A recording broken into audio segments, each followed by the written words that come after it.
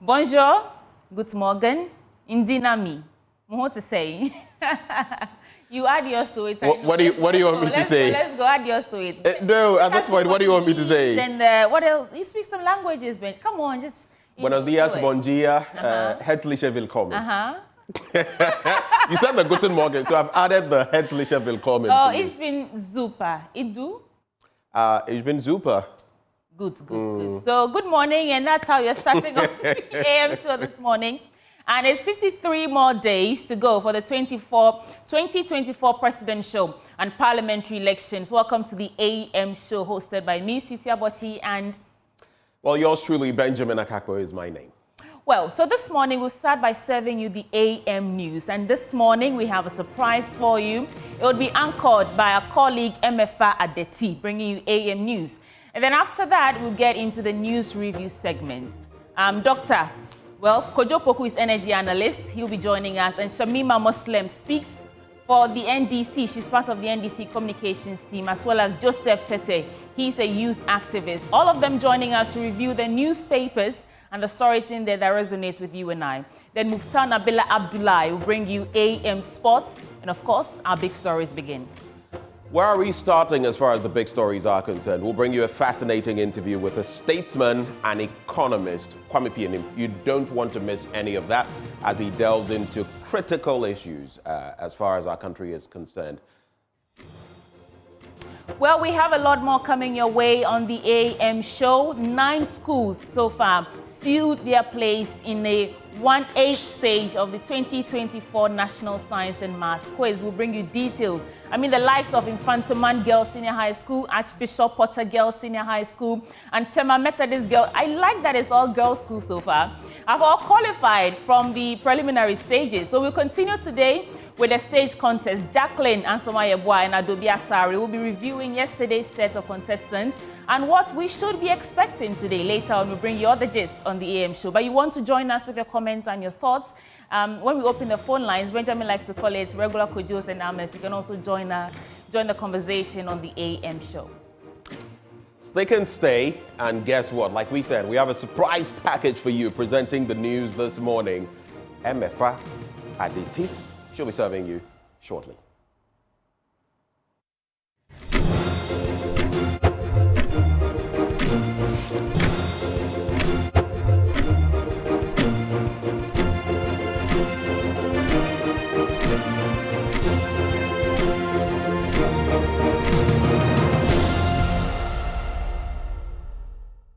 Hello there, good morning, and let's bring you some news this morning. Now, in our first story, the Ghana Cocoa Board says it's alarmed over the impact of smuggling on cocoa production in the country after it lost over 120,000 metric tons of cocoa to the menace in the last 2 years, despite the producer price of cocoa witnessing a 531% increase in the last 7 years. There's been a surge in cocoa smuggling in neighboring countries. Taking this turn at the Meet of the Press series in Accra, CEO of Cocoa Board, Joseph Wahenedu, attributed the trend to the trading dynamics of the international market. First, smuggling of cocoa. It is something that is adversely affecting our production as a nation. In fact, if we go by existing statistics, smuggling is taking almost about 100 to 120,000 metric tons of cocoa out of Ghana, especially in the last 2 years. Now, for last year and this year in particular, this had been so. I think now I'm coming to your question. This had been so because the international market trading system is inverted. When you say it's inverted, it means that today the spot price had become more appreciable or better than the forward, or what we call the futures. And for us, Ghana, before the price shot up, before the spike actually started last year, somewhere around April. That's April 2023. Before then, the price of cocoa at the terminal market, at the web market, was around $2,200 per ton. And then suddenly, there was this spike. From that figure, it crossed 3,000, went above 6,000, and by February this year, price of cocoa had gone above $12,000 per ton. The simple question you ask me is that, if that's the case, then why were you not selling Ghana's cocoa at $12,000? It's not as simple as that. Now, on a rather sad story, 13 people have been confirmed dead after a VIP bus traveling from Kumasi to Enchi ran into a ditch at Kwame Pianim Obuasi at dawn Monday. Now, police sources confirmed that deceased include 7 male, 5 female, and a child who were all on board the VIP bus. But all but one of the deceased passengers died on the spot. The driver, Osei Edu, died at the hospital where he was receiving treatment. Now, eyewitnesses say the bus was overloaded after picking some stranded passengers whose bus had broken down on the road. There's more in this report. Eyewitnesses say the bus with registration number ER 2445-11 was overloaded after picking some stranded passengers whose bus had broken down on the road. It is believed the confrontation between some aggrieved passengers concerning the overloaded bus caused the driver to lose concentration, resulting in the accident. The bus bound for Enche developed faults, so the driver decided to pick some of the passengers from the bus that developed the faults. The vehicle got overloaded and sparked arguments between the driver and some passengers. It was within that period that the accident happened. It took the intervention of police and residents of the community to rescue injured victims. The injured are receiving treatment as police deposit remains of the deceased at the morgue. Some residents and road users are worried about the frequent occurrence of accidents at the spot. We are pleading with the drivers to be cautious because the curve is very sharp.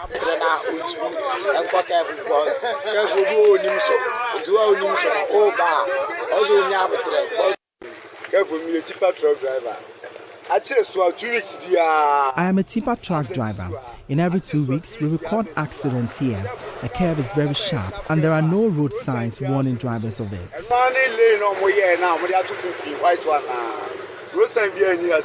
Isaac Nomenyo's report read to you.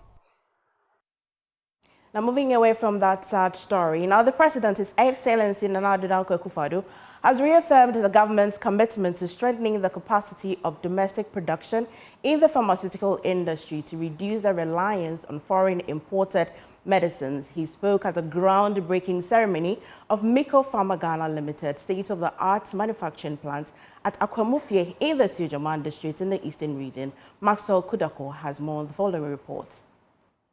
Once completed, the new plant will be one of the largest and most advanced pharmaceutical manufacturing facilities in West Africa. The facility will produce essential medications for treating conditions such as high blood pressure, diabetes, heart diseases, malaria, and pain management. President Akufo-Addo hinted that Ghana currently relies heavily on about 70% imported drugs, adding that the COVID-19 pandemic exposed this country's vulnerability, highlighting the urgent need to produce essential medicines locally. This visionary project will serve the immediate health needs of our people and position Ghana as a key player in the regional and global pharmaceutical landscape. Ladies and gentlemen, over the years, the Akufo-Addo government has embarked on several initiatives to advance pharmaceutical manufacturing in our country. We have recognized that building a robust pharmaceutical industry is not just an economic imperative, but also a social one. Our dependence on imported drugs, some 70% of the pharmaceutical products in Ghana come from abroad, creates vulnerabilities that we cannot continue to afford. The Chief Executive Officer and founder of Mako Pharma Ghana Limited, Dr. Michael K. Obin, hinted that his outfit aimed to produce drugs by Africans and for Africans. We envision a future where Africa is no longer dependent on external sources for its medications. It instead becomes a leader in pharmaceutical innovation and production. This plan is just the beginning. Mako Pharma is committed to expanding our reach, not only within Ghana, but across the continent and beyond. We plan to export our products to Europe and the Americas, showcasing the capabilities and excellence of African pharmaceutical manufacturing. Kwame Pianim Akoto mentioned that Nananom will continue to release tracts of land for people interested in building industries within the Akwamu area. The enviable geographical location of Akwamu, that is to say, the Akosombo hydroelectric dam, the Volta Lake transport system, and the unprecedented development of the railway system from Tamaport through Akwamu, Adome, and Impakada to the northern parts of Ghana and beyond, coupled with its proximity to the Tama Harbour and the capital city, Accra, gives Akwamu a competitive advantage in the socio-economic architect of Ghana. As the overlord of Akwamu, I have resolved with my people to play our part through the public-private partnership framework to leverage the resources of Akwamu towards its socio-economic development. Maxwell Kudeka report for Joy News. Now let's go to Tekshi, where residents in the Lejikuku Municipal District of Accra are appealing to the Water Company Limited to address the inconsistent water supply in the area. They report that the acute water shortage has persisted for nearly 3 months, causing significant hardship. According to the residents, the demand for water continues to rise, but the supply remains insufficient, making the situation increasingly unbearable. Stephen Mensah was in the community and filed this report. The absence of good drinking water has turned life into a nightmare, a predicament that has become the norm for residents of Teshi and other communities in Ghana's capital of Accra. Lives of these residents have taken a harsh turn, costing them an arm and a leg to get water for domestic users. It has now become a daily struggle, as some are compelled to spend nearly 500 cedis every 2 days to buy water from vendors to survive. Samuel Masudi, a hairstylist, laments the high cost of running his barber shop. Personally, I buy water every 2 days. Okay, I live alone. I'm a single guy, and I buy water every 2 days.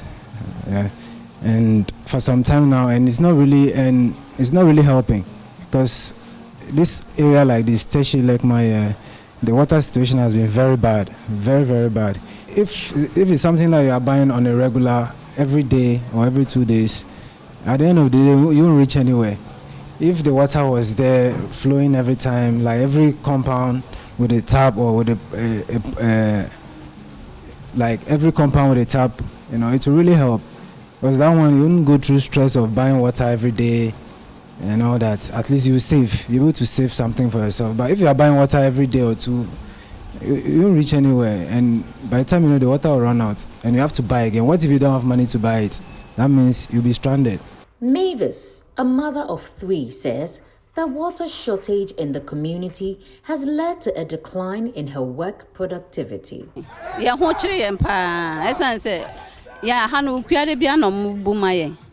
Na beye busumi mienu kwa miensen ye nyebi enye nyame a o che yensu enranke enim ne nke beye ye hu na ya kase kopenso ye ko akire ye de ka na ekọ faba nisi ko no maso agalo baako me manso beso agalo baako nti me mkwala no mo ye miensa nti ye ko miensa na de besu a eno a na ebeyusu akopem adechien bio nti ye ne kakra se na be ya yebe sun yen adechien school for no nya bi kwa na masan akọ nti on beba na makofe bi ade aba.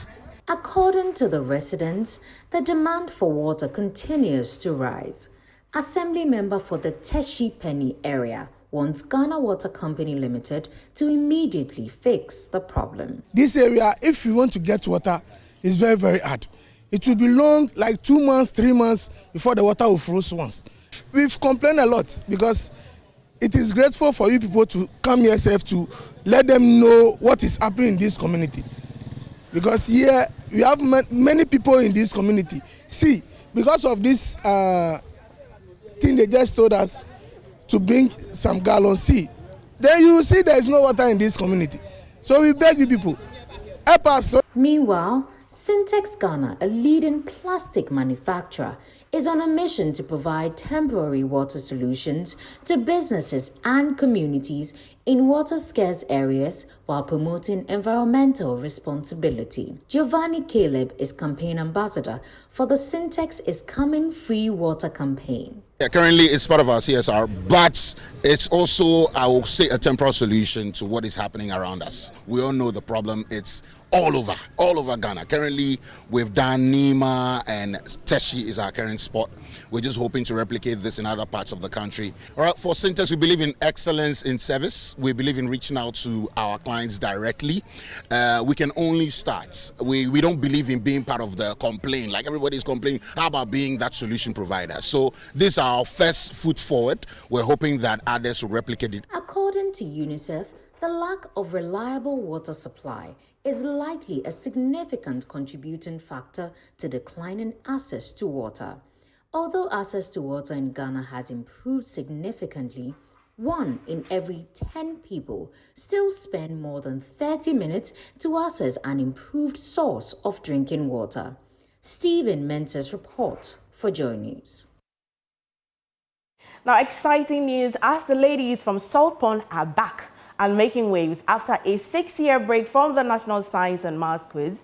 Infantiman girls returned this afternoon with a bang, defeating Zion College and West Africa Senior High School to march confidently into the 1/8 stage of the competition. In a showdown packed with brain power, Infantiman led 4 out of the 5 rounds, securing a sweet victory to announce their comeback. My colleague Jacqueline Ansumayabwa has more.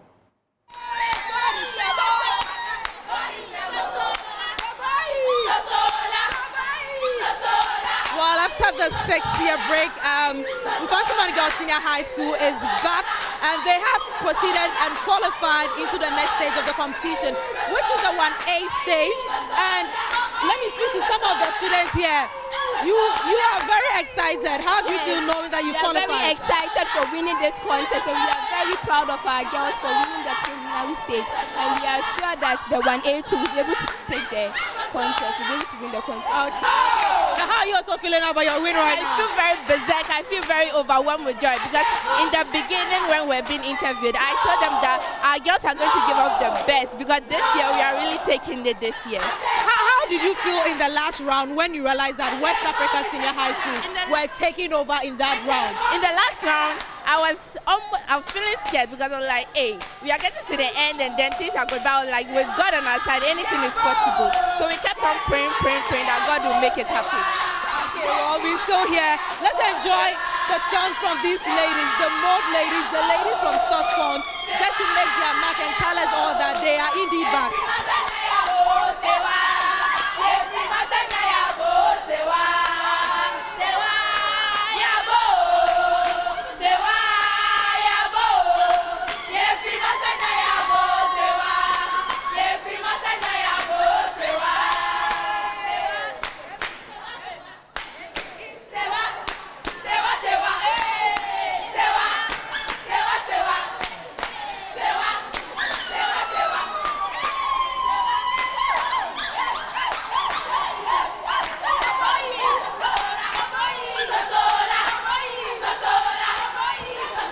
as we can see, the excitement here is immense, and these ladies are expressing them through these Jama songs. And just as you've heard from all of them, expect more from them in the upcoming contest, especially in the 1A stage. Reporting for Joy News, I am Jacqueline Asuma Yabua. Very exciting for Infant Man Girls. Now, the 2024 National Science and Maths Quiz is produced by Primetime Limited and sponsored by the Ghana Education Service in partnership with Gold PLC and supported by Pepsodent, Jupay and Prudential Life Insurance Ghana. The broadcast of the 2024 National Science and Maths Quiz is on Joy News and is supported by NASCO, Vitamilk, Virtual Security Africa, ACE Medical Insurance, Belt Financial Technologies, DBS Roofing, Sinter's Tank, Family Health Medical School, Chopbox, Technologies and Action Secondary Technical, Multimedia Institute of Ghana, DPS Pipes, and Wakanao. Now, that's it for the AM News, but Mr. Benjamin Akakbo is on standby for business updates. Time now for our business updates. In our first story, the World Bank is projecting that economic growth will pick up strongly by the end of this year. The bank, in its latest report on economies around the world, is forecasting Ghana will end the year with a rate of 4%. There's more in this report.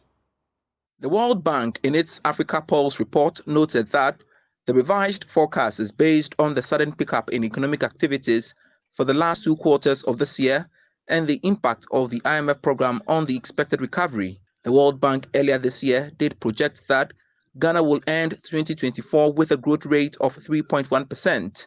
However, it appears that due to current developments in the economy, it now thinks that Ghana may do better than earlier projected. The World Bank is the second development partner to indicate that the country will do better than what it had projected earlier this year. The IMF has also disclosed that it will revise its growth rate numbers for this year from the current 2.8%. It is not clear for now how this development could impact on investor confidence, especially at a time that the country has witnessed an upgrade with its credit ratings by Moody's, Fitch and Standard & Poor's. Well, in spite of the positive outlook from the World Bank, the Ghana cedi and 3 other currencies are the worst performing currencies in sub-Saharan Africa in 2024. That's a revelation by the World Bank's October 2024 Africa Pulse report. According to that report, the cedi has lost about 24% of its value to the American greenback, placing it as the 4th weakest in sub-Saharan Africa. There's more in this report. According to the World Bank's October 2024 Africa Pulse report, South Sudan's pound, Ethiopia's birr, and Nigeria's naira lost over 60%, 51%, and 40% respectively, and they are the worst performing currencies in sub-Saharan Africa in 2024. Interestingly, the Kenya shilling is the best performing currencies in Africa this year, with a year-to-date gain of about 21% as of August 2024. By the end of August for 2024, the Ethiopian birr, Nigerian naira, and South Sudanese pound were among the worst performers in the region. The Nigerian naira continued losing value, with a year-to-date depreciation of about 43% as of the end of August. In contrast, the report said some currencies that weakened in 2023 have stabilized or strengthened this year. Although most currencies are stabilizing, the October 2024 Africa Pulse report pointed out that the exchange rate pressures and foreign exchange remain a concern for African policymakers. It's a wrap for business, but we leave you with the currency market. What's there today? Stay tuned for that.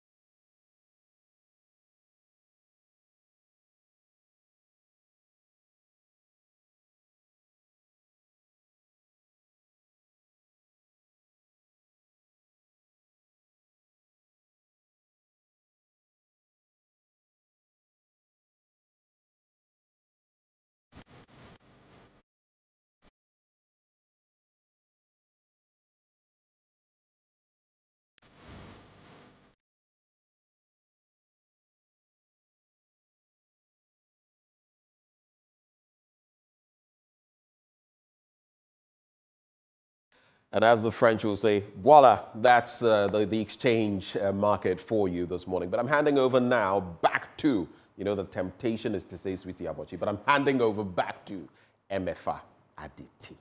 Thank you so much, Benjamin, for bringing us business updates. So that's it for today. There's more on the show. News review up next.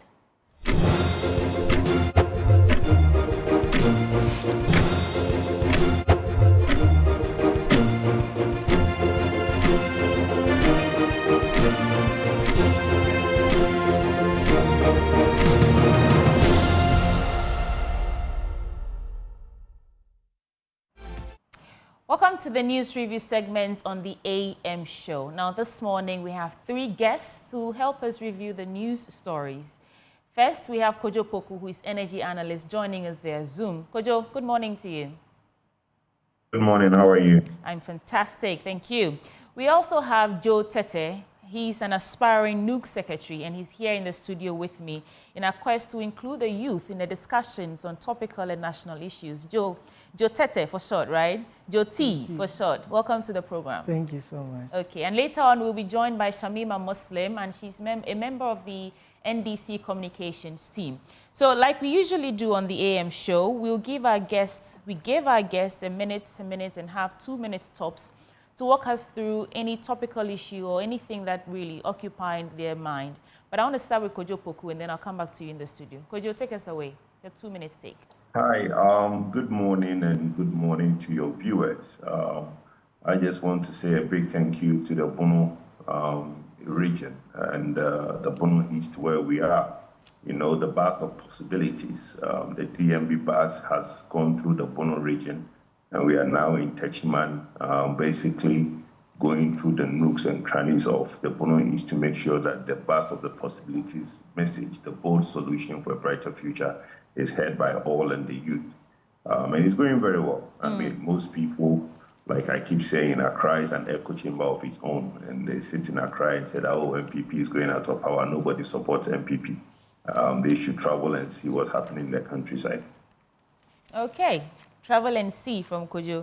Jyoti, what will be your take? Thank you so much, and a very good morning to your cherished viewers. I'm very concerned about the Galamsey issue that is happening, and in fact, it's actually deteriorating our country and our water bodies, and I'm pleading that there should be a solution that can help solve our issues, our water issues and health issues that is destroying our water bodies and our natural resources. And secondly, I also want to extend my regards or greetings to the over 12.5 million NUG students. And I want to say a very good morning. Thank you. Okay, thank you so much. So let's get straight into our newspapers. I will start with a daily graphic on the front page. Ghana ready to host best ever African Oil Week conference in 2025. PIAC holds workshop on solutions to crude oil production dips. On managing public sector wage bill, wages must match productivity. That is according to the Fair Wages and Salaries Commission CEO. Finance Minister welcomes Moody's upgrades. On technological breakthrough, MIIF, UMAT collaborates to clean polluted water bodies. Let's start from page 3. Where the Fair Wages CEO is saying that wages must match productivity. In fact, let me read a bit of the story. So the public sector wage bill must be reformed to match productivity to performance of workers. The Chief Executive Officer of the Fair Wages and Salaries Commission, Benjamin Arthur, has advocated. Such a move, he said, would ensure that workers were adequately rewarded based on productivity, which would be a form of motivation while helping the country to efficiently manage the public sector wage bill. Mr. Arthur was speaking in an exclusive interview with Daily Guide, and while stating that single-span salary structure had helped to manage discrepancies and disparities in public sector wages, he said it was time for the country to focus more on the output of workers instead of just the input. I'll add one more story to this and then we'll discuss. The Finance Minister is welcoming or accepting the rating of Moody's, upgrading us from stable to positive. And it reads, the Minister of Finance, Dr. Mohamed Amin Adam, has welcomed the positive ratings assigned Ghana's economy by Moody's, a ratings agency, describing it as a positive development. The minister said the upgrade of Ghana's long-term local and foreign currency issuer ratings to CAA2 from CAA3 and CA with a positive outlook was a very positive development. Quote, in fact, this is Ghana's first rating upgrade since February 2022, he stated. And I remember how the government was aggrieved, vehemently rejecting the rating in February 2022, saying it was inaccurate, didn't match or didn't reflect the actual situation on ground. But it's good to know that the finance minister is accepting this one whole and heartily. Let me start with you, Jyoti. What do you make of these two stories? First, the CEO of Fair Wages Salary saying that productivity should match wages, and then the ratings from Moody's and the finance minister accepting it. Thank you so much. I would like to speak on the second aspect. Clearly, you could see that our economy is still in crisis. And with what Moody's have given, I believe is still not enough because we still need more work to be done. If you look at our... Just for context, what indicators are you using to say that the economy is still in crisis? I mean, we are still having other issues that is happening in our economy. I mean, in terms of productivity, it's very low. I mean, the rate of productivity is very low. People are still complaining. Inflation rate is still going up each and every time. And there's a lot of youth unemployment in our country today. So if today we are to rely solely on Moody's, and that would give an indication to the future, I believe the finance minister needs to come clear. I'm speaking from the youth point of view. And I'm saying that as a youth activist, I am suggesting that how is this Moody's really reflecting the productivity of our country today? What impact is it making in our country or in our development today? I mean, with all this, I believe that whichever indication Moody's is giving, what are some of the plans or we are working on that can help us to have proper solutions to be able to solve and increase our productivity in our economy? Okay. Kojopoku. Well, my sister, if you are gonna bring a youth activist on your show who wants to speak on issues of the economy, at least the least he can do is do his research. Inflation is down on the upwards of 50% to now projected to be 18% in the coming weeks. When we say that the economy is doing well, we are looking at the trajectory in which it is on. If the economy is on the backward, we say that, okay, it is not doing well because if you look at the forward, and that is what Moody's is saying. I personally am not a fan of Moody's. I think that we should concentrate on what we do in Ghana and make sure that we provide for a sustainability and a country that can stand the shocks of the external economy. But let's not sit on TV and try to make it look like things are not getting better. When you talk about unemployment, this is the only government that since independence have provided more jobs for the youth than any other government. So please, I mean, let's put some of these things in context. Okay, it is very Kojo, you said inflation is projected to 18% in the coming 18% in the coming weeks. But as we speak, it is not 18. Right now it's 21. Yeah. Yes, so it's projected to be 18%. So it's on a downward trend. We were in a highs of 54. Okay. Well, so as at September, I'm looking at the month to month. As of September, it was 20. And October, we are 21. Exactly. So that's an increase. That's why what I said, project, see, if we talk about trajectory, so the path that we are on the right path. Inflation is coming down. We've gone through the worst. I mean, we've gone through when it was climbing and climbing and climbing. Now, everybody can admit that now it's on the right path. And that is why the minister says that it's good news. Look, like I said, I'm not a fan of Moody's, but we need to take that as a win. Okay, when the external people who looked at you and said, look, they're not doing so well, the outlook was not good. Now they're saying the outlook is positive. It's a good thing. A smart kid can only know they are smart if the teacher marks him 100%. So it's a good thing that we have Moody's looking at Ghana and saying that, look, outlook is good. Let me talk briefly about the fair wages. Look, we keep looking at this thing from the employee point of view. Let's look at it from the employer point of view. When we say that productivity has to be matched with wages, what they are trying to say is that the employer It's been paying, and productivity is low. As somebody who employs over 70 people in this country, the problem that we employers go through in trying to get the best out of the people we employ is a problem. So people not being attentive to work, coming to phone and staying on their phone all the time, you give them assignments, instead of them reporting back by close of day, it's taking them 2 days to report on those issues. It's a challenge. So right. I welcome a move to find a way to measure productivity, to now match it. If you're not doing well at work, you don't pay enough. Thank you so much, Kojo. You wanted to say something briefly before we go to other stories? Yes, we can go on. Okay, so let's do some other stories still from the Daily Graphic, and then we'll move to other papers. So EC begins voter register re-exhibition online today.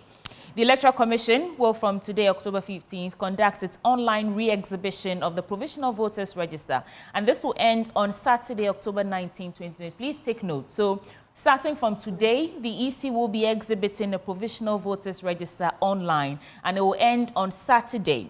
Quote, political parties are required to use the template provided by the Commission to submit any discrepancies identified during re-exhibition period.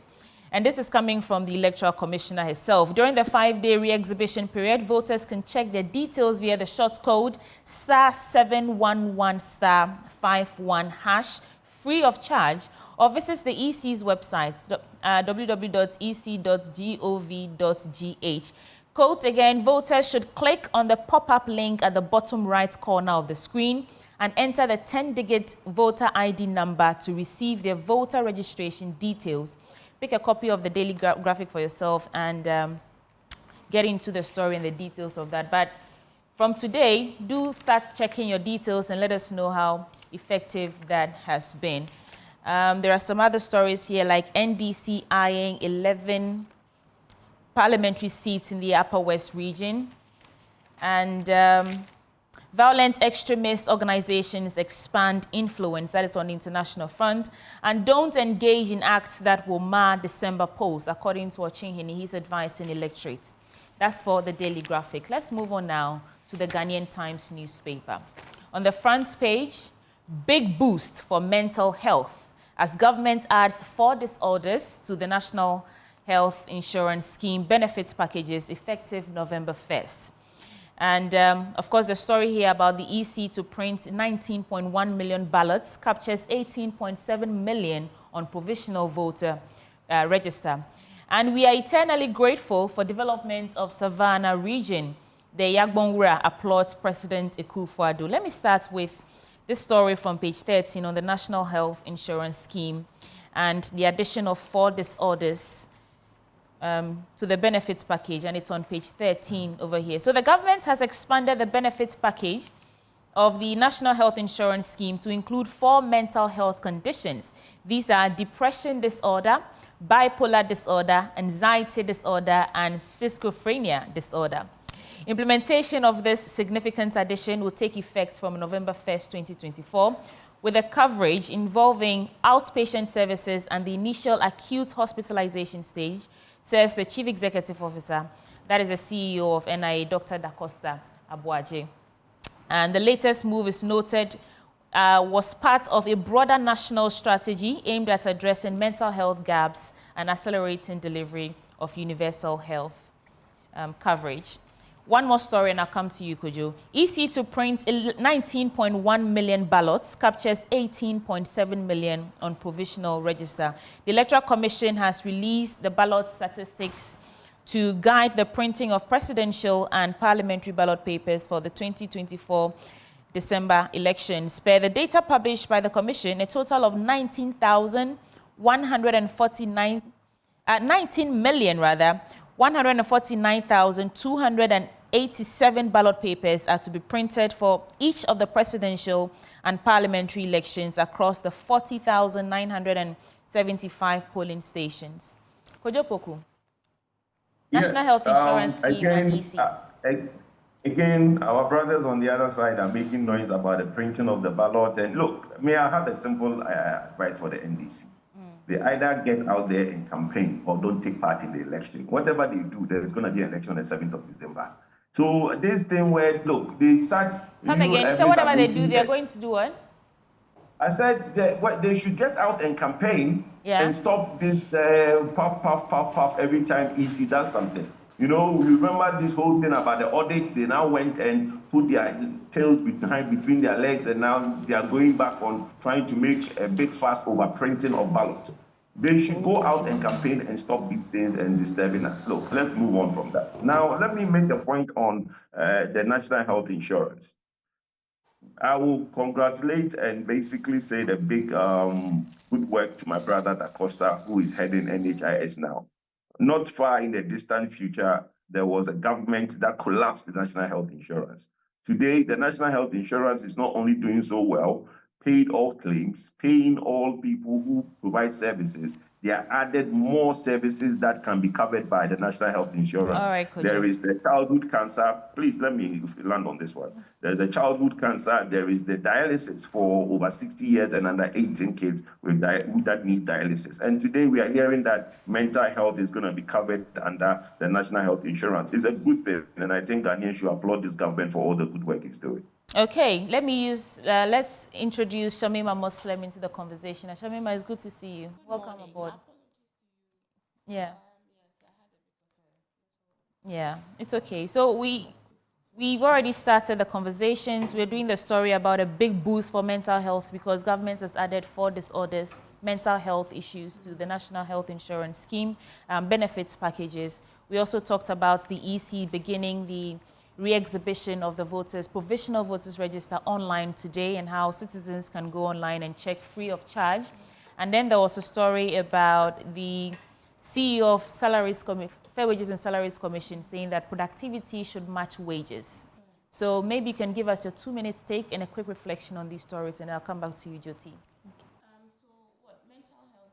Yes, yes. Well, good morning, viewers. Good morning. I just returned, as you know, from some campaign trips up in the northern region. So maybe in the middle of the program, I'll give you some highlights on the things we are finding out, the situation on the ground from the people themselves, the poverty and deprivation levels that I witnessed on my rounds. It's just too debilitating for us to continue to be dismissive about the lived realities. I just came in and I heard my colleague from the New Patriotic Party make some dismissive, remarks and tell NDC to go and campaign and stop making noise. Unfortunately, it doesn't lie in your mouth to tell us to go and campaign.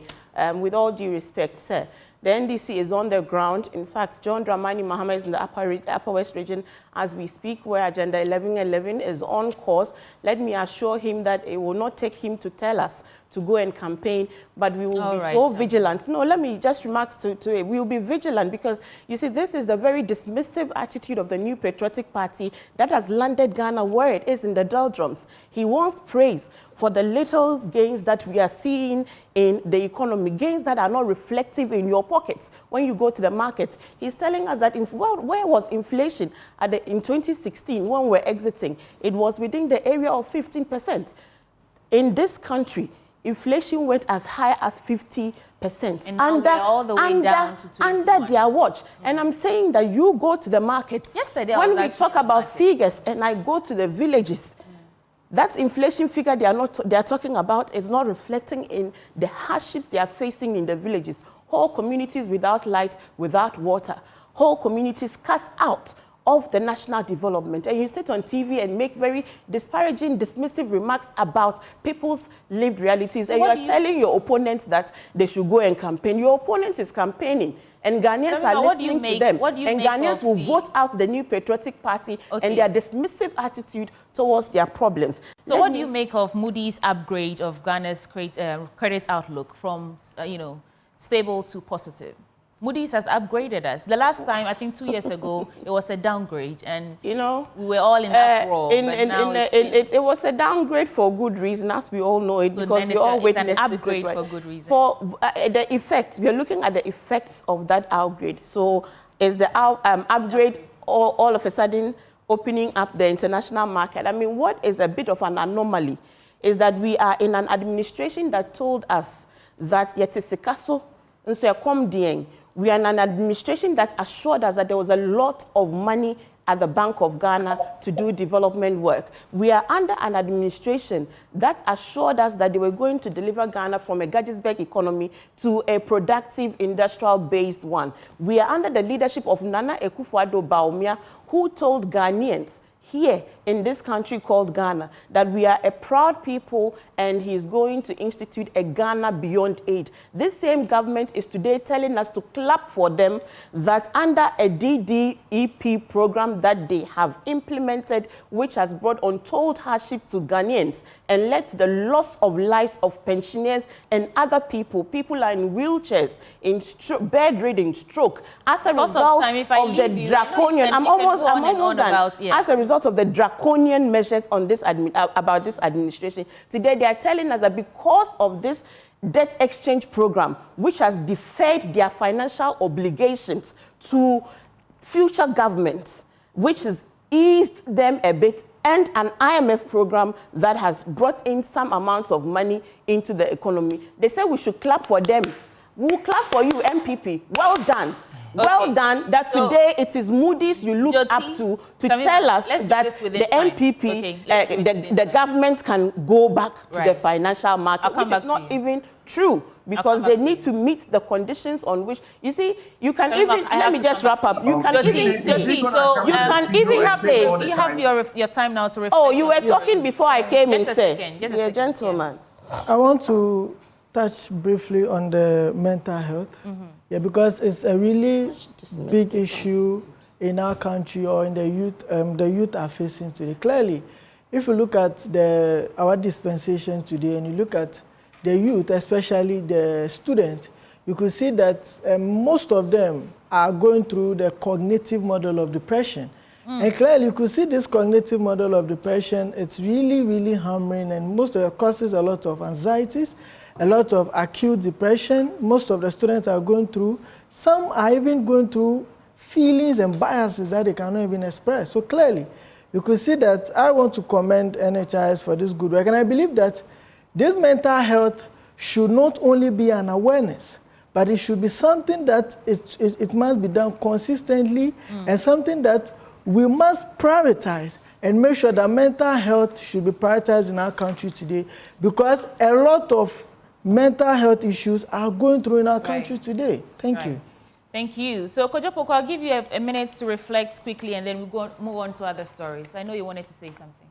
I just wanted to say that, look, this is a newspaper review. I mean, I don't see how my sister comes in charging and, wanting to bring up his NDC scarf so that everybody can see. We know you are NDC. There's no point bringing up your NDC scarf. Kojo, thank you. She was reacting to the comments you made, saying that they should go and campaign. It's okay. You see the dissonance? He said we should campaign. We are in an election season. I bring my proud NDC scarf so that the Ghanaians would know that this is the umbrella of the youth. But don't speak, don't choose speak and choose. Let's cool off a second. Let's cool off a second. Let's do some other stories. Please, in the Ghanaian Times. Hold your Shamima, let's do some other stories. The next time, Honorable. We are eternally grateful for development. I know he's going to vote for NDC anyway. Let's do this. Grateful for development of Savannah region. The Yagbongra applauds President Akufo-Addo. Kwewu Abenahene Ejapong II resigns as ADB board chair over alleged improper conduct. That is the paramount chief of Kwewu and also doubles as now former board chairman of ADB Bank. And First Lady Ghana's vote for Bawumia, parliamentary candidate. NDC set for double electoral history in Eastern region, according to the regional chairman. And voters offered opportunity to check details one more time. St. Paul Basic School in Bolgatanga rehabilitated at 135,000 Ghana cedis. We need to enforce national standards to drive development. On the back page, it's a make or break affair for Black Stars as they face Sudan and Libya today. These stories in the Ghanaian Times. So let me come to you, Jyoti. First, give us the stories on the front page and any one story that catches your attention, and then we can review it. Thank you. This is the Hawk newspaper. And Kufuor calls for academic action on Galamsey. and then Galamsey, and then also we have Sinta. Why do people call? Why is it Galamsey or Galamsey? Galamsey. Sometimes when I hear Galamsey, I'm thinking you're buffalizing the thing. Galamsey hits home. It says Galamsey. You know. I'm sorry, I'm not trying to correct you. Yeah, Galamsey. Thank you so much. Yeah, so I think this is one story that is very, very, very interesting and is very sensitive to our country as we are living, because that has now been a phenomenon. And you could see clearly our former president, John Ajay Kufuor, calls for academic action on Galamsey. And I want to, with your permission, I want to read this. He said that, in quote, "This is not merely a political issue. It's a national crisis that demands a collaborative effort. We need a multidisciplinary approach, and academia is vital in this fight," he asserted. Clearly, you could see that when we are talking about Galamsey, we shouldn't only look at one aspect of it, in as much as the major aspect is from the political view, that today it has really caused this canker. But I'm also suggesting that we need an academic action on Galamsey to make sure that, see, Galamsey is beyond political, it's a national issue.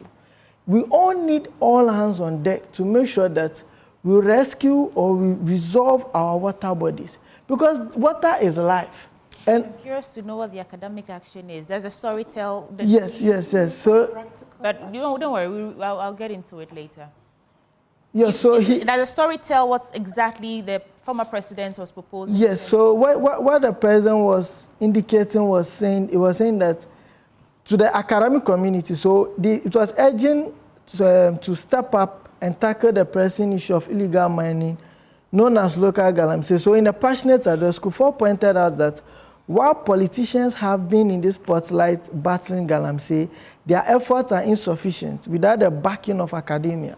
I'm asking because UTAG is currently on strike, are they not? Yes. And that is also to, force the hands of governments to take immediate action against Galamsey. So what else should we be doing that constitutes academic action? But thank you for that. Let me throw this to Kojo Poku. Kojo, so the former president is saying we need... UTAG, why are they on strike? Everybody can explain to us why UTAG is on strike. What is UTAG going on strike going to do to solve this menace?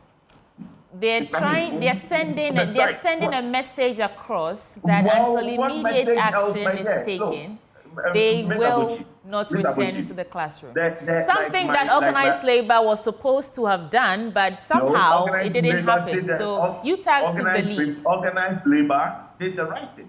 You don't expect medical officers, doctors and nurses to go on strike because people are saying that if we drink this, we will die. Then if doctors go on strike, what will happen? Won't people die the same way? So what difference does it make if doctors are gonna go on strike and people die? Look, the education, as my uncle, His Excellency Jekum Kufuor put out there, the education is to let people understand that there is a people lifestyle when it comes to responsible small-scale mining. Responsible small-scale mining, not to be confused with the irresponsible mining on our water bodies. I keep hearing everybody linking Galamsey with water bodies. It is not all, you see, because it is sort of, everybody calls small-scale mining, be it responsible or irresponsible. Galamsey. There are illegal mining that is not even near water bodies. What everybody is on and what the military is out there doing today on the Brim, on the Pra, on the Ankobra, the military is on the river, arresting and destroying all the champagnes and all the stuff that are on our river bodies. But the education that is needed and what UTAG is supposed to be doing instead of being on strike is to educate the Ghanaian public. Okay. And go into these communities and educate the communities on what they are doing and the determination that it is. We cannot fight this thing without the communities along the river bodies. Because look, I'll give you some small statistics. The Pra alone is 240 kilometers. There's no way anybody can pull the entire breadth of the Pra. The Ankobra is 180 kilometers. All right, Kojo. So unless communities in those areas are educated, and that's what UTAG is supposed to be doing, not being on strike. Shamima, what do you make of this? Kojo says UTAG really should not be on strike. The former president says we need academic action. It's in their interest for labor to be mute. In fact, the levels of high-handedness that we have witnessed under this current administration and all the subtle and not so subtle attempts to stifle dissent, as has been captured in the Afrobarometer report, which you have presented severally, an independent survey and study of the Ghanaian democratic situation under His Excellency Nana Akufo-Addo and Dr. Bawumia, which today pronounces Ghana as a country where the executive presidency is very high-handed and has presided over the erosion of accountability institutions. You see, Labour wanted to make a statement. Why do we even protest in the first place? You go on demonstrations, you go on protest to make a statement about your displeasure to a certain situation, and you demand action and results. These are some of the major grounds on which we all go on a protest. Everybody agrees that where we are today, with the rate at which Galamsey has destroyed our water bodies and our forest reserves and land cover, is an existential crisis. Right. The NPP has been totally unable to fight Galamsey in any serious way, because as the information and the results and the reports have indicated, they are key agents within the structure, the rank and file of the New Patriotic Party, who are kingpins of this menace. How do you fight something that you are But as we speak an today, operator of? In fact, Parliament resumes today at AICC, and they are going to do what? They're going to repeal that LI 246. Who brought that LI into force? Oh, well, minority is also in Parliament, and it passed. That who has the majority? I'm saying that, look, if President Akufo-Addo wants to do something, he does it. All of us now know that Akufo-Addo does what he wants to do. Whatever he is committed to do, he does it. It was not you and I who came to assure Ghanaians that they will put their presidency on the line to fight Galamsey. Sweetie, it was not you who made that comment. I didn't either. It wasn't John Mahama. It was Nana Akufo-Addo who assured us of superior leadership because they had the able men. As we speak, there are actually measures in place, are there not? Did we have to be where we are? Sweetie, this thing that we are talking about, let's not make excuses. If it was NDC government today, I would expect you to be so critical about where we are now. Where we are in terms of the turbidity levels is over 100 times more than we were 2016. Was there Galamsey operations during the time of the NDC? Yes, there were. Had they not played politics then with this issue of Galamsey and had come on board for all of us to deal with it decisively, we will not be where we are. MPP likes to avoid responsibility for actions that they are directly complicit in. Okay. They are directly complicit in. Look, Labour, you have to wrap up for me. Labour has shown that they are weak, they have no cojones. And I'm hoping that into the next, administration of the NDC, a lot of the people who today are quiet and are unable to make serious statements to government, they will not immediately find their balls, because much will be the pity. I could disagree with you, though, that Labour is weak. We saw their power in that to halt that sale of 40. So what happened in this case? I know what you're talking about. You're talking about SNIT. Yes. So in this case, what happened? UTAG is the only conscience of this nation. Because why? As a government, look, Labour sometimes has to get to a position where they prove to government that they are not easily swayed by persuasions. Okay. They could have gone on the strike for one day, because I am also a mother. I don't want a close down of our economy that will affect children in the hospital. Let me quickly But I'm saying that they ought to have shown government that we will not announce a strike action and then you take rash measures and assure us that, okay, we are going to take these set of actions. They should have made a demonstration of one day to prove to government that if they fail to implement, what are the results? Right, so the New Republic, you and I know that you the have New Republic, Shamima, we run out of time. We run out of time. So the New Republic newspaper, NPP gangs open fire on NDC campaigners. Police accused of feet dragging the arrest of culprits as tempest boil. This is the only story I'll get into, but let me read the other stories here. Gold for oil policy not meant to save CD, says Napo. As running mates, flag bearer clash on major policy again. Serial scandal unfolds over mining license. Minister caught in deals with double-faced miner. And cash for shush. Bribery scandal hits TUC over aborted Aluta. The only story I want to get into here is... Shamima, cool down for me. NPP gangs open fire on NDC. It doesn't say where the story is, but hopefully I can find it right now. I don't know where it's happening. Yeah, I found the story right here on page 4. So the police authorities have thus far only detained one of the gun-wielding supporters affiliated with the New Patriotic Party, who engaged in a confrontation with National Democratic Congress supporters on Sunday, October 13th, in Mamobi, within the Ayawaso North constituency. Okay, I know that, sorry. The apprehended suspect is presently in custody, cooperating with the ongoing investigation. A photo circulating online depicts one of the attackers donned in black attire and brandishing a firearm while taking cover behind a taxi. And although the identity of the suspect remained undisclosed at this time, there are allegations linking them to a prominent figure within the NPP's Ayawaso North constituency, though this assertion is unverified by this publication.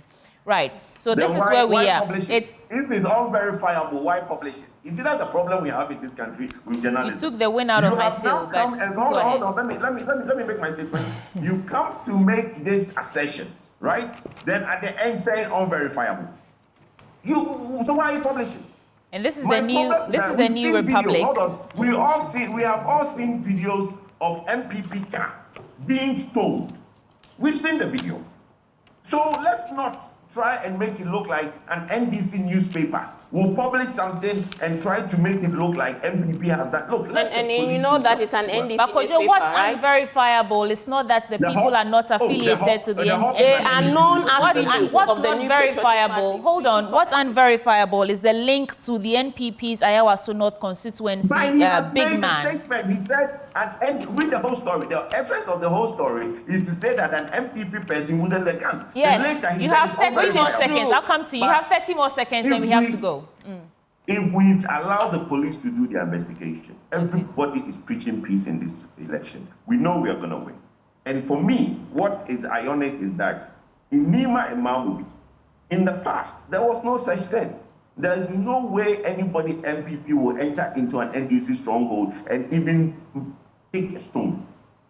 Clearly, we've seen that there is a change. I was in Nima with Dr. Baumia, and we saw the change in Nima and Mamobi.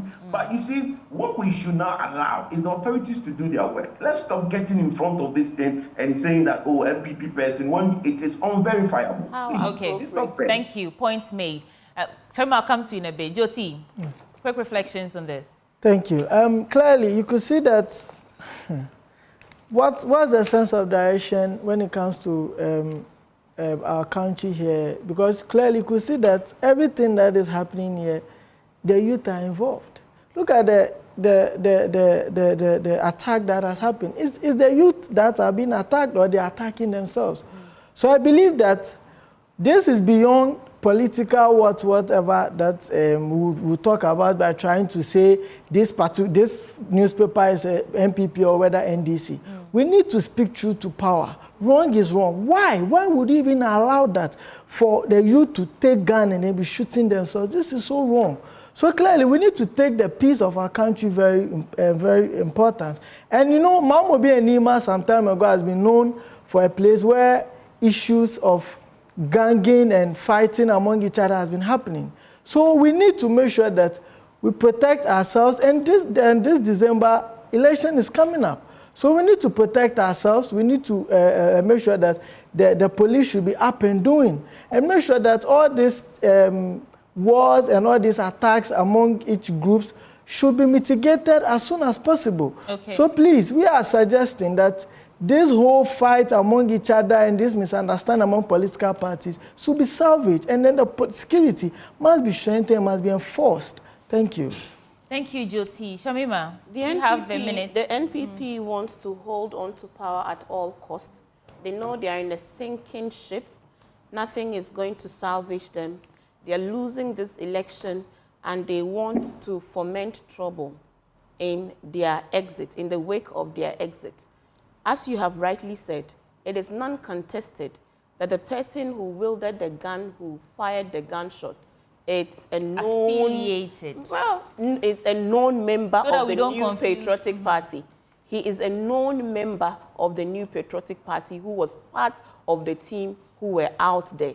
You see, it is this same government that we witnessed a spectacle never before seen during the Ayawaso West Wogon by-election. Up to date, nobody has been held accountable for that brazen display of violence and arrogance and appropriation of state power to do what they did. We have unresolved issues. The NDC told the National Peace Council, if you remember, the 10-point demands we made about the unresolved matters involving electoral violence under the NPP administration. That we have not found. It is them who had their quasi-military agency besiege a court to release, to threaten and release a member of DS who had been held in Kumasi. This is the New Patriotic Party that we are talking about. They are capable of doing any and everything, and these are the signs that they are trying to project, because they have a modus operandi. They are trying to put fear in the voters so they don't turn up in their numbers. But I do want you to do one paper for me. Let me just assure the voters that the NDC is able to protect their votes. They must not fear the shenanigans of the New Patriotic Party. Kindly come out in your numbers. These are things they want to do to show bravado, and it is delusions on their part to think that they can hold on to power. I would have to go back to Kojo for more time, For more time. I understand you. The MPP will not bully Ghanaians. They will not bully Ghanaians. Shamima, please do the story for me. Let's go. We haven't touched this newspaper. Just the stories here. One story, and there we go. About 800,000 jobs to be created upon completion of Petroleum Hub project. Tema Oil Refinery. What is the state of Tema Oil Refinery? 8 years of New Patriotic Party, we are unable to refine oil. An oil-producing country that was left 2 oil fields. Under their watch, they've not been able to add anything more. They have collapsed Tema Oil Refinery. Take their promises for patents. Until the NPP delivers on anything they promise to do, take it for pretense. All right, so Kojo, the story here is the story here is that about 800,000 Samima unemployment under NPP. Our audience want to hear us. Okay, so about 800,000 jobs to be created upon completion of. Give us time to talk. Shamima, we'll give you time to talk. About 800,000 jobs to be created upon completion of Petroleum Hub project. Shamima. Why? Kojo, I'll give you 1 minute to reflect on this. If you want to make the news review an in-studio program, then let's make it an in-studio program. It's very unfair to have my sister come in the studio, trying to put up her NDC scarf, trying to now take all the... You're using your 1 minute to talk about I don't need to repeat most of the things that she said. Look, when my sister was speaking, she said that we've not added anything to our oil fields. There is Southeast Jubilee. And I mean, we all saw the commissioning. It's amazing how they don't see anything that... How many barrels of oil have you added? I might have to mute you. The most important thing is that we don't want them to see. We want the good people of Ghana to see what the MPP... And they see it. John Janapo will say that we've not added 1 kilometer of pipeline of gas. Meanwhile, we've moved gas to the middle belt and producing electricity in Kumasi. So they don't see anything that we do. So it's good. The Petroleum Hub is on course. The people of Jomoro are very happy. We're going to put it on and then create jobs for the community in the Elembele and Jomoro enclave. Joti, you have the final word.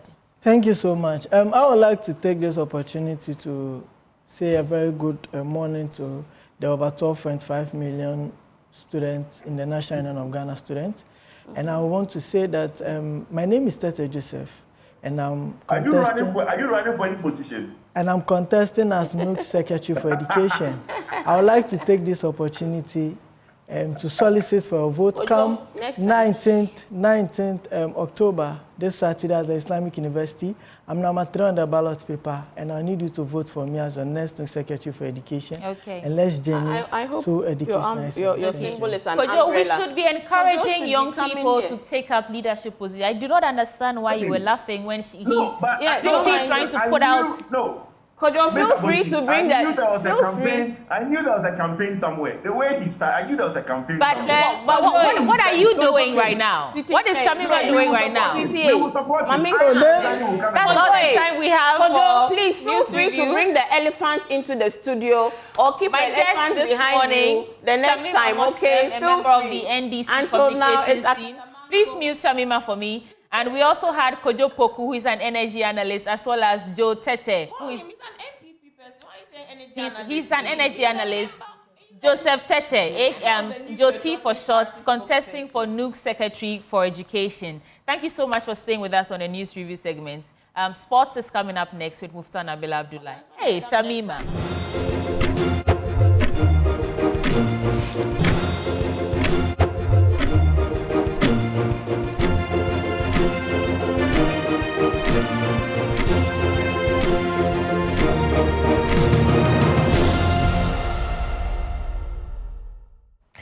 Hello everyone, welcome to AM Sports here. I am Mufta Nabil Abdullah. It is March Day, a destiny-defining day for Ghana as they come up against Sudan on March Day 4 of the ongoing 2025 African Cup of Nations qualifiers.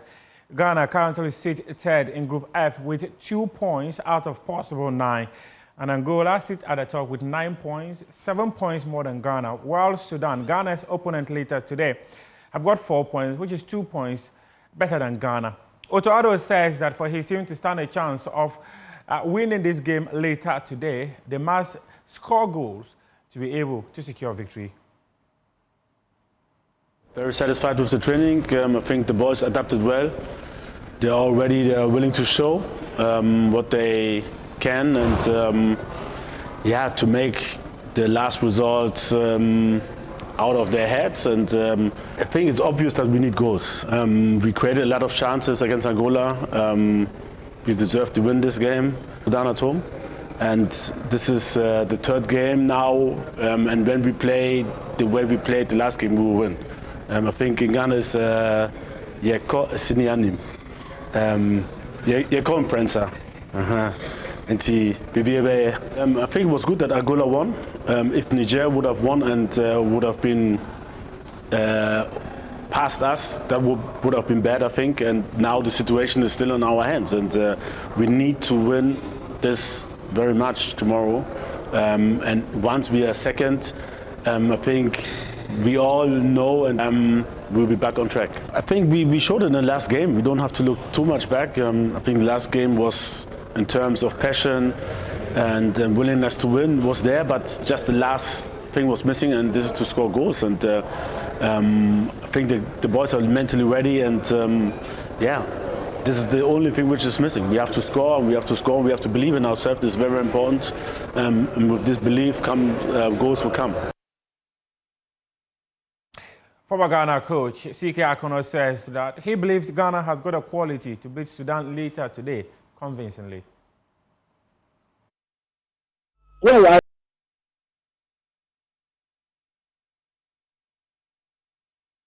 and that game will kick off at 1 p.m. And let's talk about one of the biggest stories that happened on Monday.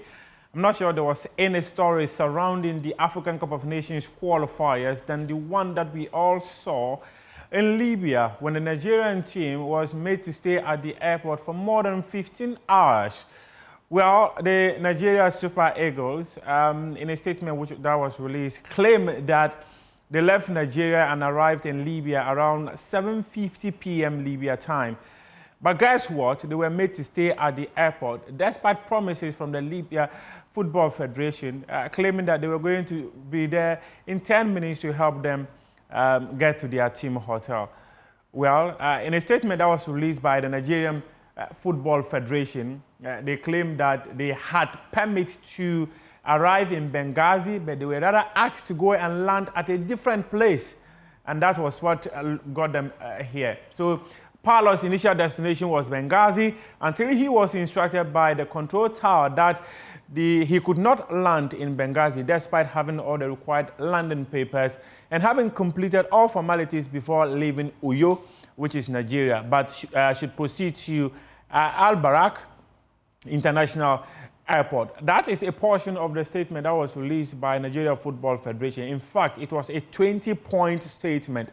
And another aspect of that statement, the delegation, which included 22 players and team officials, was shown scant respect by the airport authorities, who applied curt manners and stern tones. In other words, they were just talking to them anyhow. Yeah, talk, give them anyhow. They went on to say that no official of the Libyan Federation was at the airport to receive the delegation, as is the best practice globally. So that's what I was mentioning earlier, that when they got there, in fact, part of their statement actually claimed that they were in touch with the Libya Football Federation General Secretary, who kept telling them they were going to be there in 10 minutes, and 10 minutes turned to hours, all the way up to 15 hours, and they got frustrated and decided to go back. So a few minutes after midnight, it was learned that there had been word from higher that the Nigeria delegation should be delayed for minimum 10 hours at the airport for what they falsely claimed was done to their team in Nigeria. Yes, so media reports in Nigeria too had emerged that when the Libya team arrived, they were made to delay at the airport for 3 hours. So they taught them some small lesson. So tit for tat. The NFF learned that the embassy of Nigeria in Tripoli had written a fortnight earlier to the authorities in Benghazi that they would want to welcome the Nigeria delegation on arrival. This application was said to have been rejected outright. That is another aspect of the statement. The NFF repeated calls to officials of CAF, Nigeria's FIFA Council member, Mr. Amaju Penek, and higher authorities in Nigeria. It dispatched a letter to CAF in which it detailed the antics of the host and hoped that the Continental Governing Body would go ahead to punish this rare bestiality visited on the beautiful game. So they want CAF to punish Libya for what happened to them at the airport. So it concluded by saying that after spending many more hours waiting for the Al-Barak airport authorities to sell fuel to refuel the chartered value jet aircraft, the Nigerian delegation departed Al-Barak airport at exactly 15:05 hours, bound for the city of Kano and onwards to the federal capital, Abuja. Now let's hear from the captain of Nigeria football team, Truce Ekong, who has been narrating what transpired before they arrived in Abuja. Just got back to Nigeria with the team. I just want to say big thank you to all the support that we've been getting. Yeah, out of energy. It's been a long 24 hours. We've tried to do our best to keep our spirits high. This will be the last thing I'm going to say about it. Football is all about respect, and that starts by respecting ourselves. So yeah, we took a stand. I'm proud of the team's decision, and yeah, we're waiting to see what will be the follow-up from here, whatever the consequences are. We'll be ready to continue our journey to AFCON 2025 in November.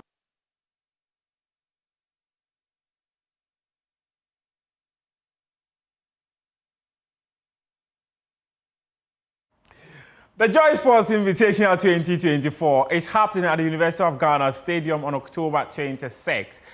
National Insurance Commission, the insurance supervisory body, have signed up for the competition. We paid them a visit on Monday, and they've been talking to us, saying that their target is to win all the trophies that will be at stake. October 26th is a day that Joy Sports has set aside to have many companies come together to have fun and network. And today we find ourselves at the National Insurance Commission.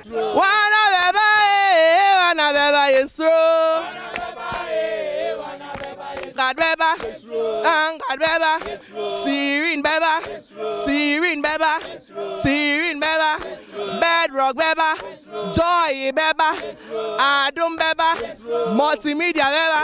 Oh, everybody blow your trumpet, banana, banana, banana. Are you Drogba, Lampard, Michael Essien? Which of them? Mohamed Pele. Mohamed Polo. You're Polo. Mohamed Polo. Polo. You know, when I was young, they were the stars that we knew. Then you're even better than Polo. No, I'm just. Let me take Polo like that. Let me take Polo like that. A quick one. Why are you signing up for the Joy Sports Invitational? Well, a couple of reasons. Keeping fit. You see, these people, they are all of very youthful age, and we have a very youthful workforce. So we like to keep fit and to exercise. We also want to make our corporate identity known as the regulator of the insurance industry. And there wouldn't be anything better than getting involved in the corporate games like this. So we'll be there for the sake of our corporate identity as well. And of course, we are going for the cup. What message do you have to other competing companies that are coming? Well, let's all get involved. Let's make it fair play. Let's exercise, network, and get the best out of it. It's not any whatever. I believe it's a friendly tournament competition to keep fit and to network. So I expect all of them to get involved, everybody, so we can enjoy the benefit that come with it. Safoda CEO told me that he wants to win 6 trophies. How many trophies are you targeting? How many trophies in all do you have? We have as many as 16 trophies. 16. Maybe we can win all of them. We are coming. We are coming to the corporate games. We are coming like Kakai. We'll collect all the trophies, so get ready for us. Oh, I am Moko ni Jesus. I am Moko ni Jesus. I am Moko ni Jesus. Shilono eba. Oh, Shilono ye. Eh, Shilono ye. Oh, Shilono ye. Shilono eba fe. Oh, say yeah, night, oh, say yeah. And nice, oh, say, and nice, we are going to score them 10 goals to 0.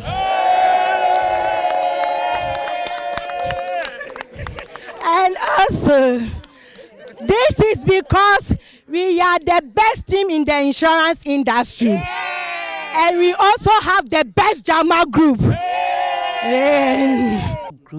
We have young boys who are going to score the goals for us. That is what I'm talking about. Things are going to happen. Our captain is there.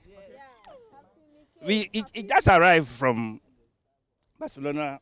They are training ground. So let's talk to him.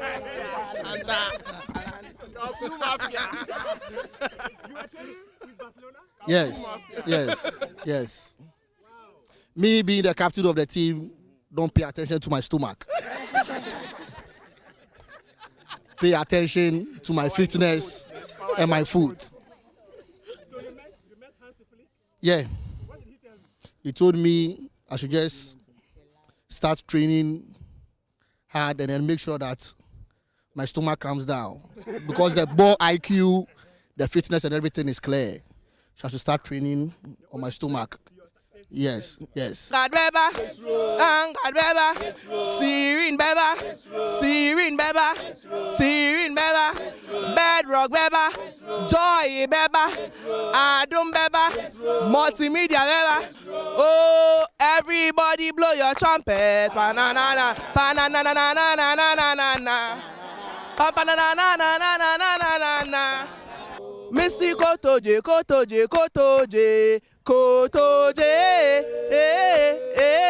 Bakoto, Tetrema, Bekase, Irade, Oyura. Oh, if you want want to come to NIC, see the commissioner and write your name. If you want to come to NIC, see the commissioner and write your name. Hallelujah. The girls are.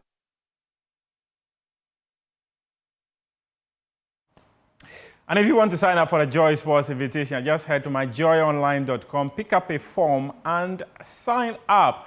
Or you can contact this number, 05491269905, and we'll assist you to sign up for the Joy Sports invitation. It is happening on October 26th at the University of Ghana Sports Stadium. Now let's wrap up with another visit to Piva Beverages. This is an organization that produces varieties of drinks out there. My colleague Fentio Tahiru, Fentio, paid them a visit, and they also came out with some incredible atmosphere.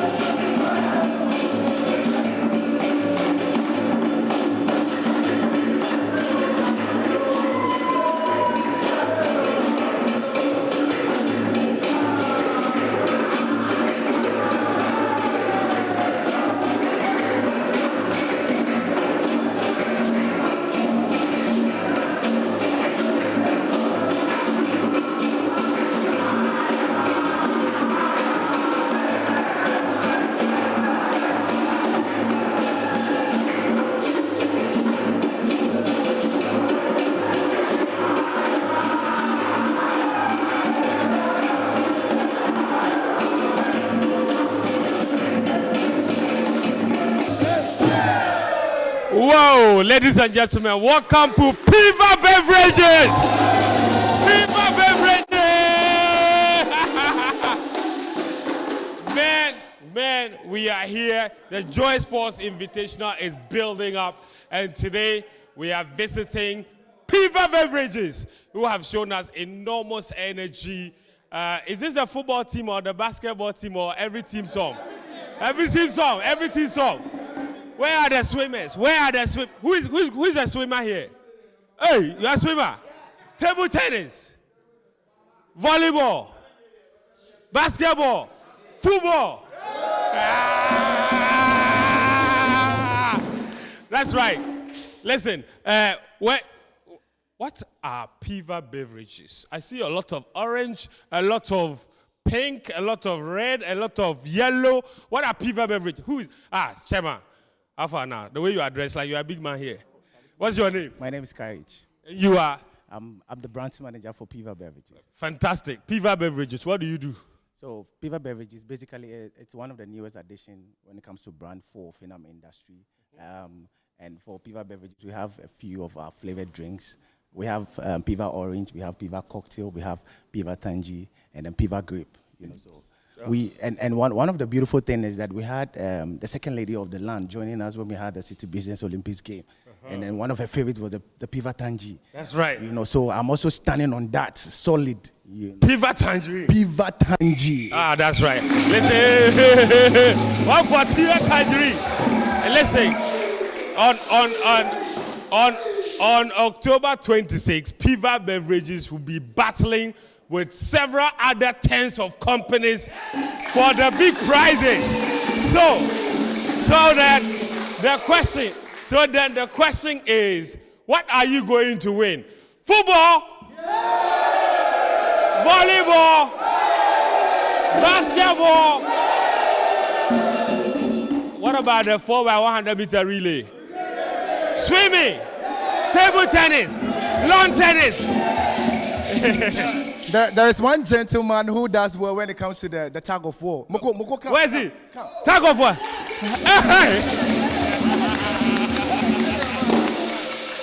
Tug of war.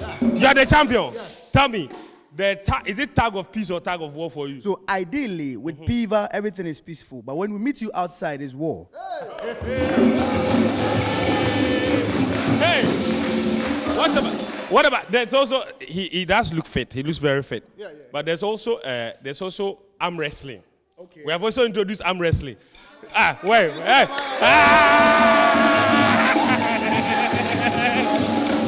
Let me. Hey. It's okay. Talk to me about. Wait, how many times you go to the gym in a day? So actually, I gym twice in a day. You gym twice in a day? Why? How do you find time to work? So I work. I gym in the morning before coming to work, and then when I get home as well. Show me something small. Calm down.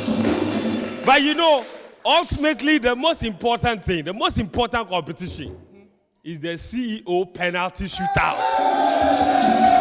Okay. The CEO penalty shootout. So, show me your CEO. If you have it. No. So listen.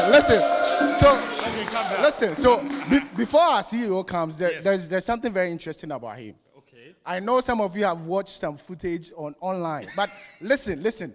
What is going to happen on 26th is going to be different. Okay. I can tell you for a fact that once he appears, you are going to see something different. So let's put our hands together for our CEO.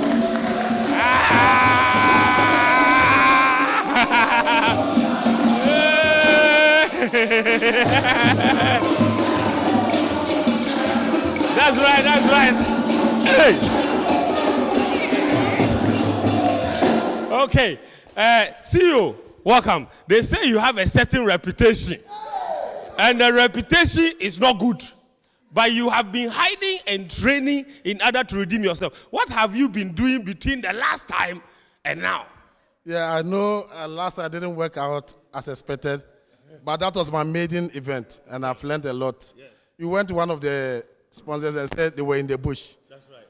I've been in the gym since, and I know very well that this time around, I'll take the cap. I'm sure. I'm promising you. Wait. You said you have been in the gym. Have you been gymming your arms or your legs? The legs, of course. Yeah. But it's everything. But this time around, I'm on a more serious note. I'll take it for sure. And I believe that if you are not the first, you'll be among the first, for sure. That's right. That's what it is. Piva Beverages with your multiple flavors, bringing multiple talent, and we can't wait to see all of you there.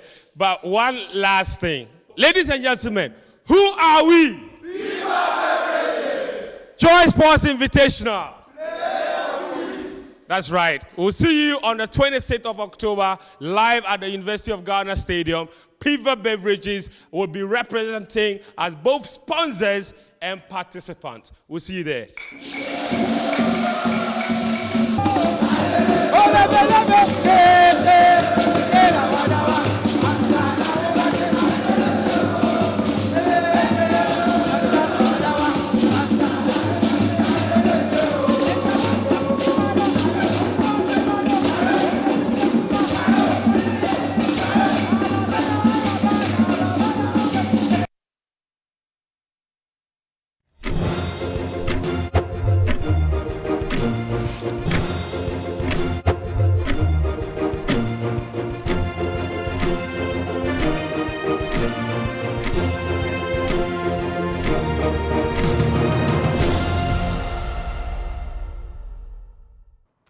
Well, it's been a minute. Welcome back on the AM show. Before we usher you into our next major belt of conversations, let me tell you about the Ghana Chamber of Bulk Oil Distributors, who are presenting a special industry event dubbed the Energy Policy Town Hall with the NDC and the NPP.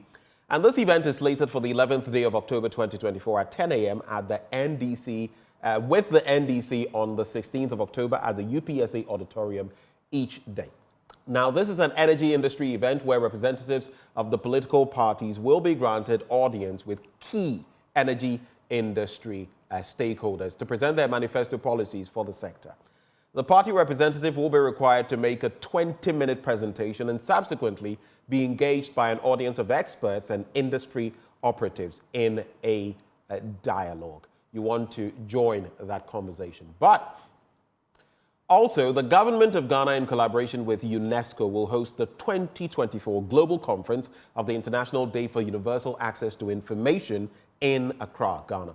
The two-day conference, which is themed Mainstreaming Access to Information and Participation in the Public Sector, will take place at the Alisa Hotel, Northridge, from the 1st to the 2nd of October 2024. Information is power. Let it flow. Participate. Add your voice to the conversations.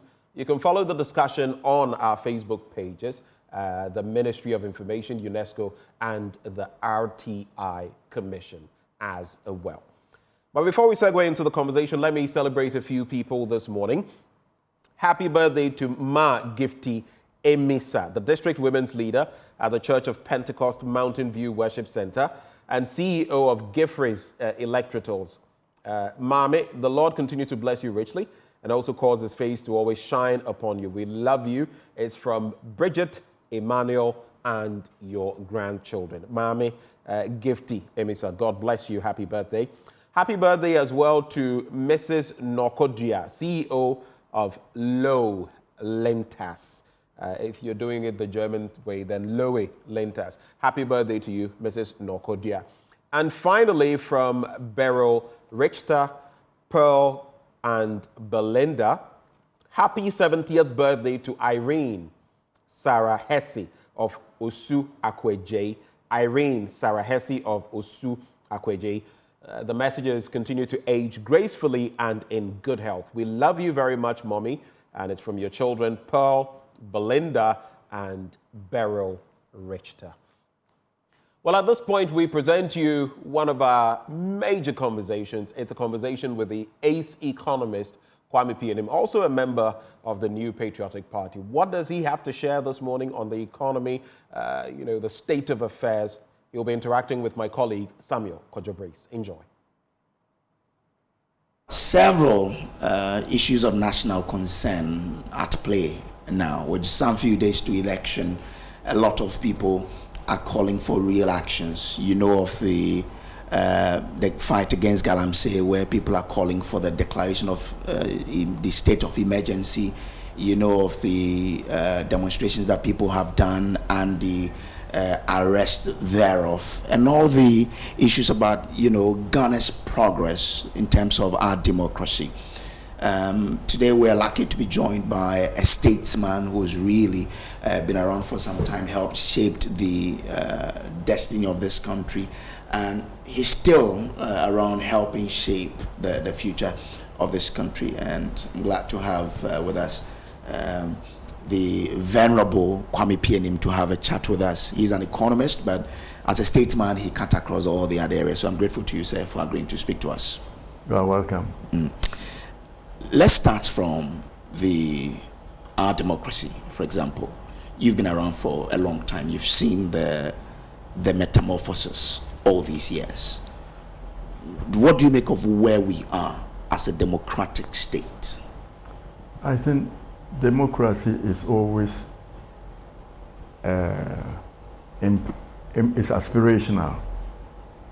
Every generation has to decide how they maintain our independence and our freedoms, freedom of speech, how we balance it with other people's rights. They say your right to swing your arm should end where my nose begins. It's a process. And I think that we haven't done badly as a country, We haven't had a civil war like other African countries. We have elections. Democracy is not about elections. It's about educating the people so that they know the issues properly and then being able to pronounce on the issues and selecting people to represent us. And having the means to let the people know when we think they are not listening or they don't have all the facts. And demonstrations are an integral part of democracy. We go out and tell the government, maybe you are not hearing. We are sitting by the fire. We know where it's burning. This is what we think you should pay attention to. And all of us as Ghanaians should be grateful to those who risk their jobs, their life, their limbs to go onto the streets to demonstrate. So our democracy is work in progress, it's going, it's not dying. When I hear young people say that, oh, we are tired of democracy, we are tired of this party system, people in South Africa are calling for the whites to come back, and people are saying, when is this democracy going to end? We have to make it work. So to you, it is not dying, as people say? No, it is not dying. There are individuals who come in, they may want to distort it. That's why every 4 years, the good people of Ghana are called to say, do you want to renew their lease? The answer is no, you go. Somebody else comes. So it is us, the people, who decide who govern us at any given time. And that right is powerful. And we should not let anybody take it away from us. We should not let anybody buy it away from us. So you disagree with millennials who argue that, well, democracy hasn't probably worked for us, and so, I mean, we're at a place where if the military intervenes, they're fine with it? Look, we have seen military intervention. What does it do? It takes us back. The only time a military intervention can be said to be justified is when somebody is making it impossible for us to remove and change those who govern us. We've had it. Look, when I hear people say that, oh, Ghana will do a Kenya. Kenya is 40 years behind Ghana. We had it. What was the Rawlins Revolution? It was the youth. They did worse than the Kenyans. They killed us. They shot us on the street. They sprayed us with gas. People went into exile. People were killed. People had their feet tied and dropped into the sea. We've seen it. They say everybody over 40 should be shot. They've done it. We've been there before. Our democracy has survived this. So let's take it. You, the young people, the 50 years and below, you are in the majority. If you decide tomorrow, you are the president, you are the president. But if they go and sell their vote, then we, the old men, will be there to do our foolishness. I remember when Rawlins started and they had a people's courts and so forth. And Achacha was running in Kumasi, a hunchback. His symbol was banana. And he was going around, and people were following Achacha Nekro, Achacha Nekro.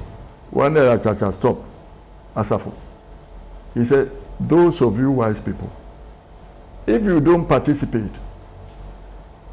and we the fools get elected, and we go and we are doing our foolishness, don't talk. That was sound advice. I prefer, my mouth is big, I talk. I don't want to live in Kagame's Rwanda. You know, and that's why those of us who formed the New Patriotic Party, we say development in freedom. Development in freedom. Where we have to sacrifice development for you to be free, we sacrifice it.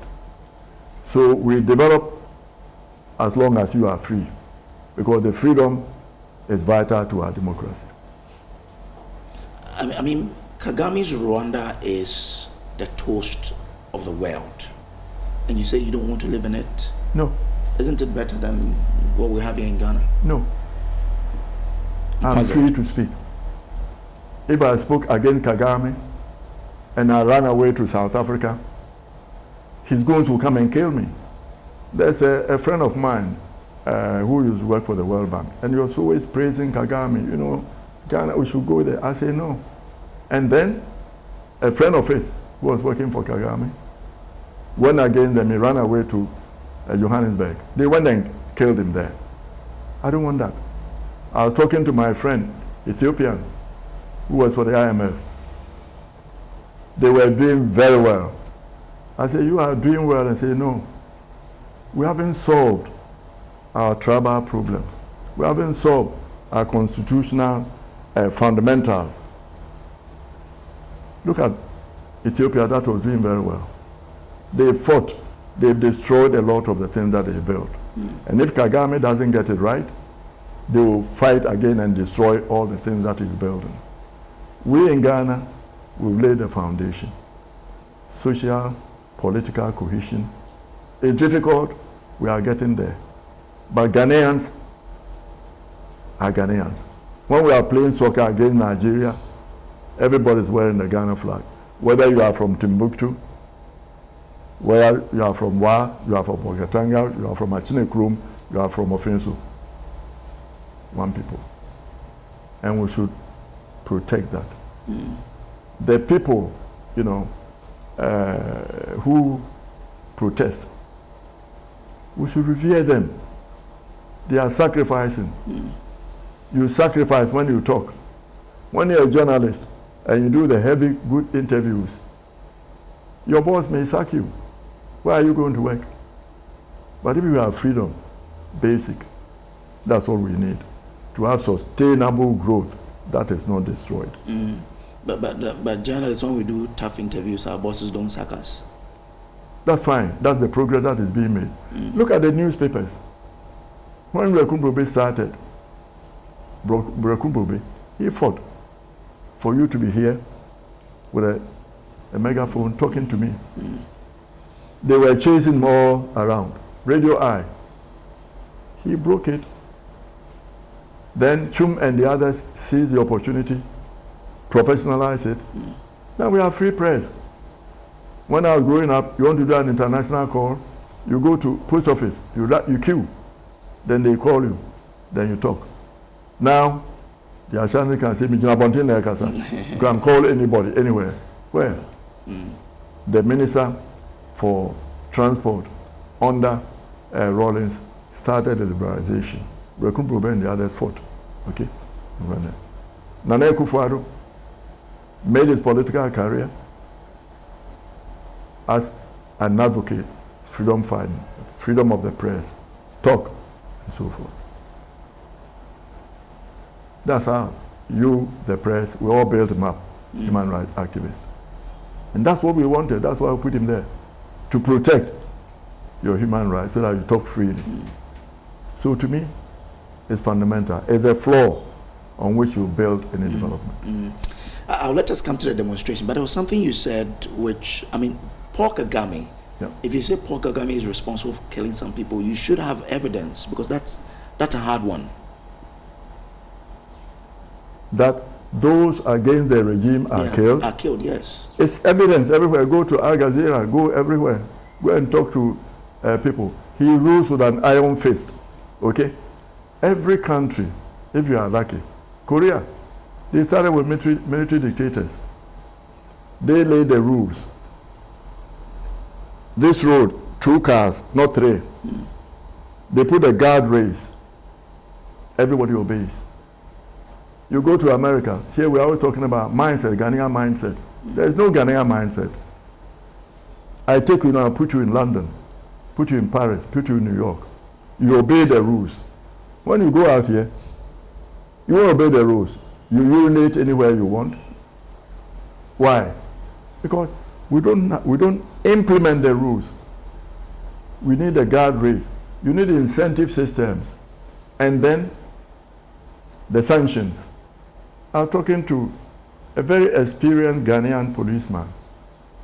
Say law and order, to be able to implement it, it's like heat.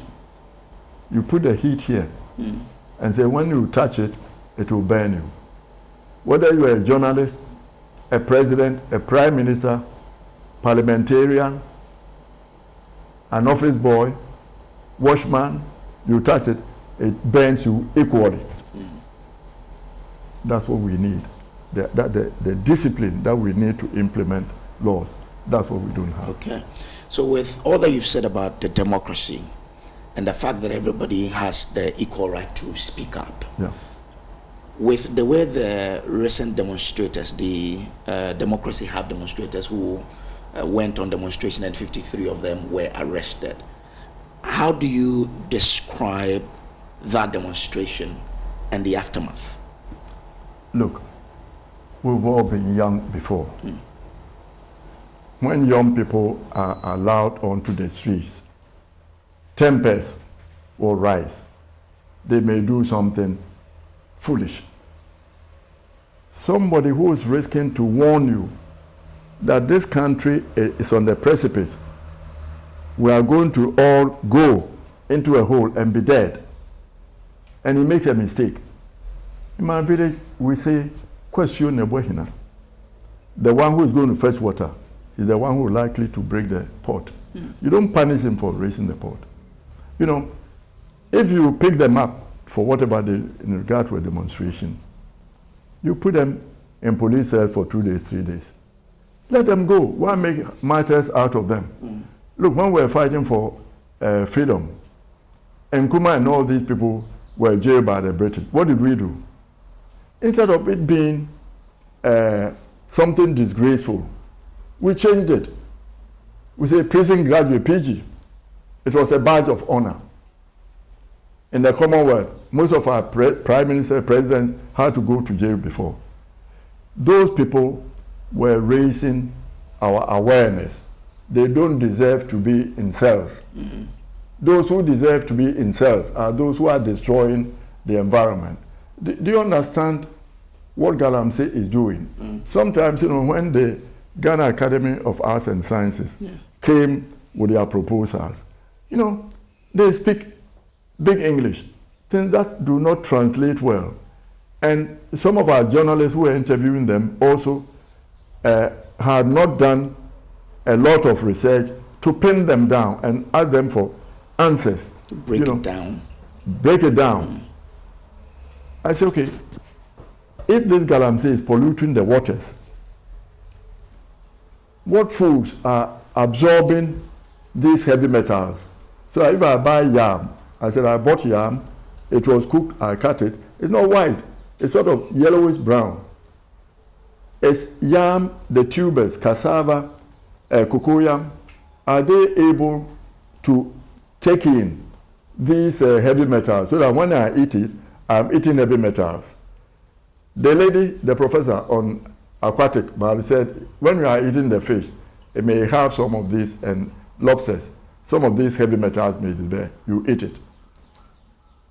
She didn't go down to say, what does it mean? If you have lead in your body, as a woman, the research has been done. People are bringing forth children who have just one limb. 2 eyes are fused together. They have no backside. They have no genitals to determine whether they are boys or girls. This is what we should be telling our commentators on the radio, the men and women.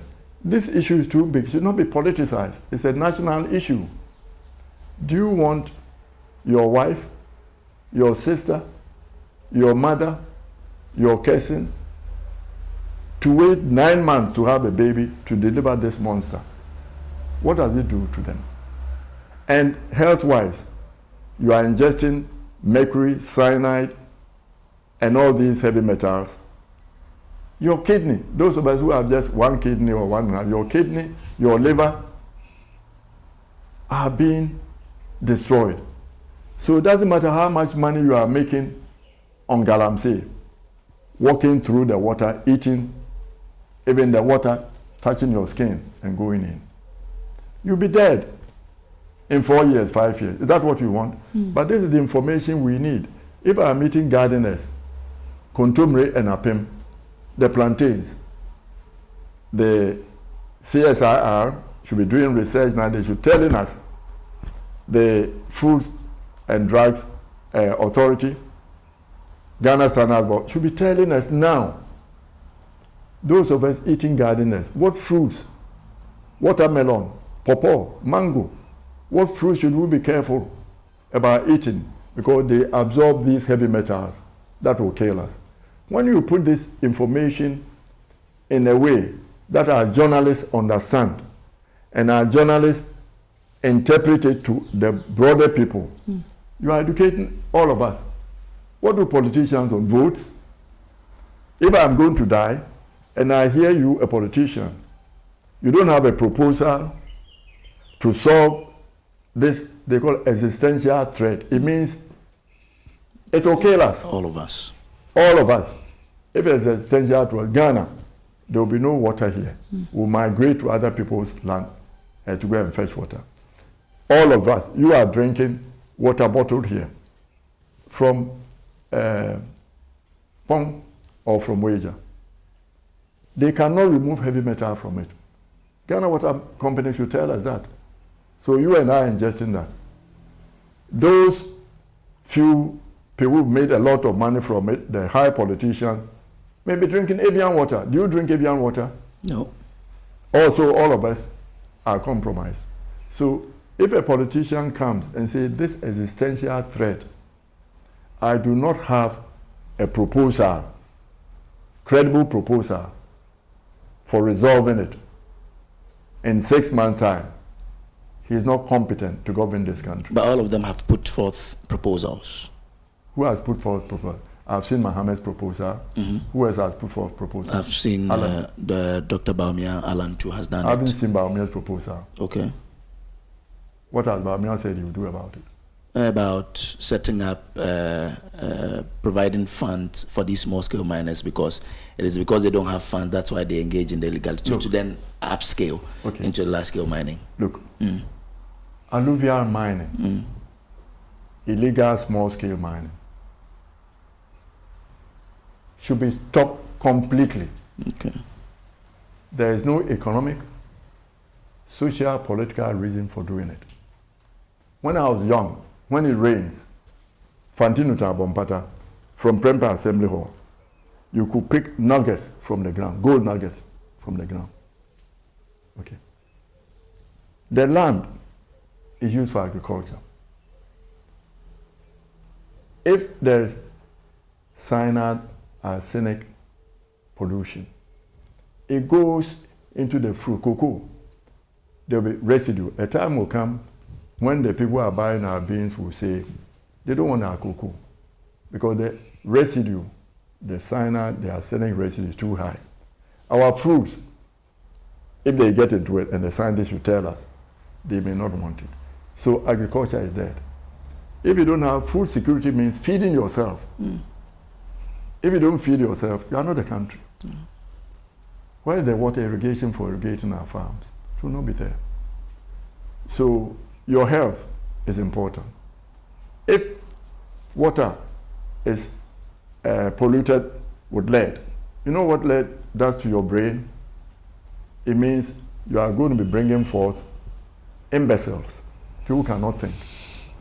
If you do not have young people who are thinking, educated, ICT savvy, and can have the technology, the knowledge to mine your gold, and so forth. Foreigners come and mine it. They give you 5%. Say, oh, they are giving us a pittance. The minerals don't belong to you if you are not smart enough to use it. Because the monkeys were walking on the go. We say we sit on gold. The monkeys were sitting and walking on the go. What did it benefit them? So the brain of your people is important. So if somebody is doing something that is destroying the generation who are coming, it's problematic. So you are not inspired by the proposals by the candidates, those you mentioned that you've seen? Look, the president should be commended. He taken a step in the right direction. It's not enough.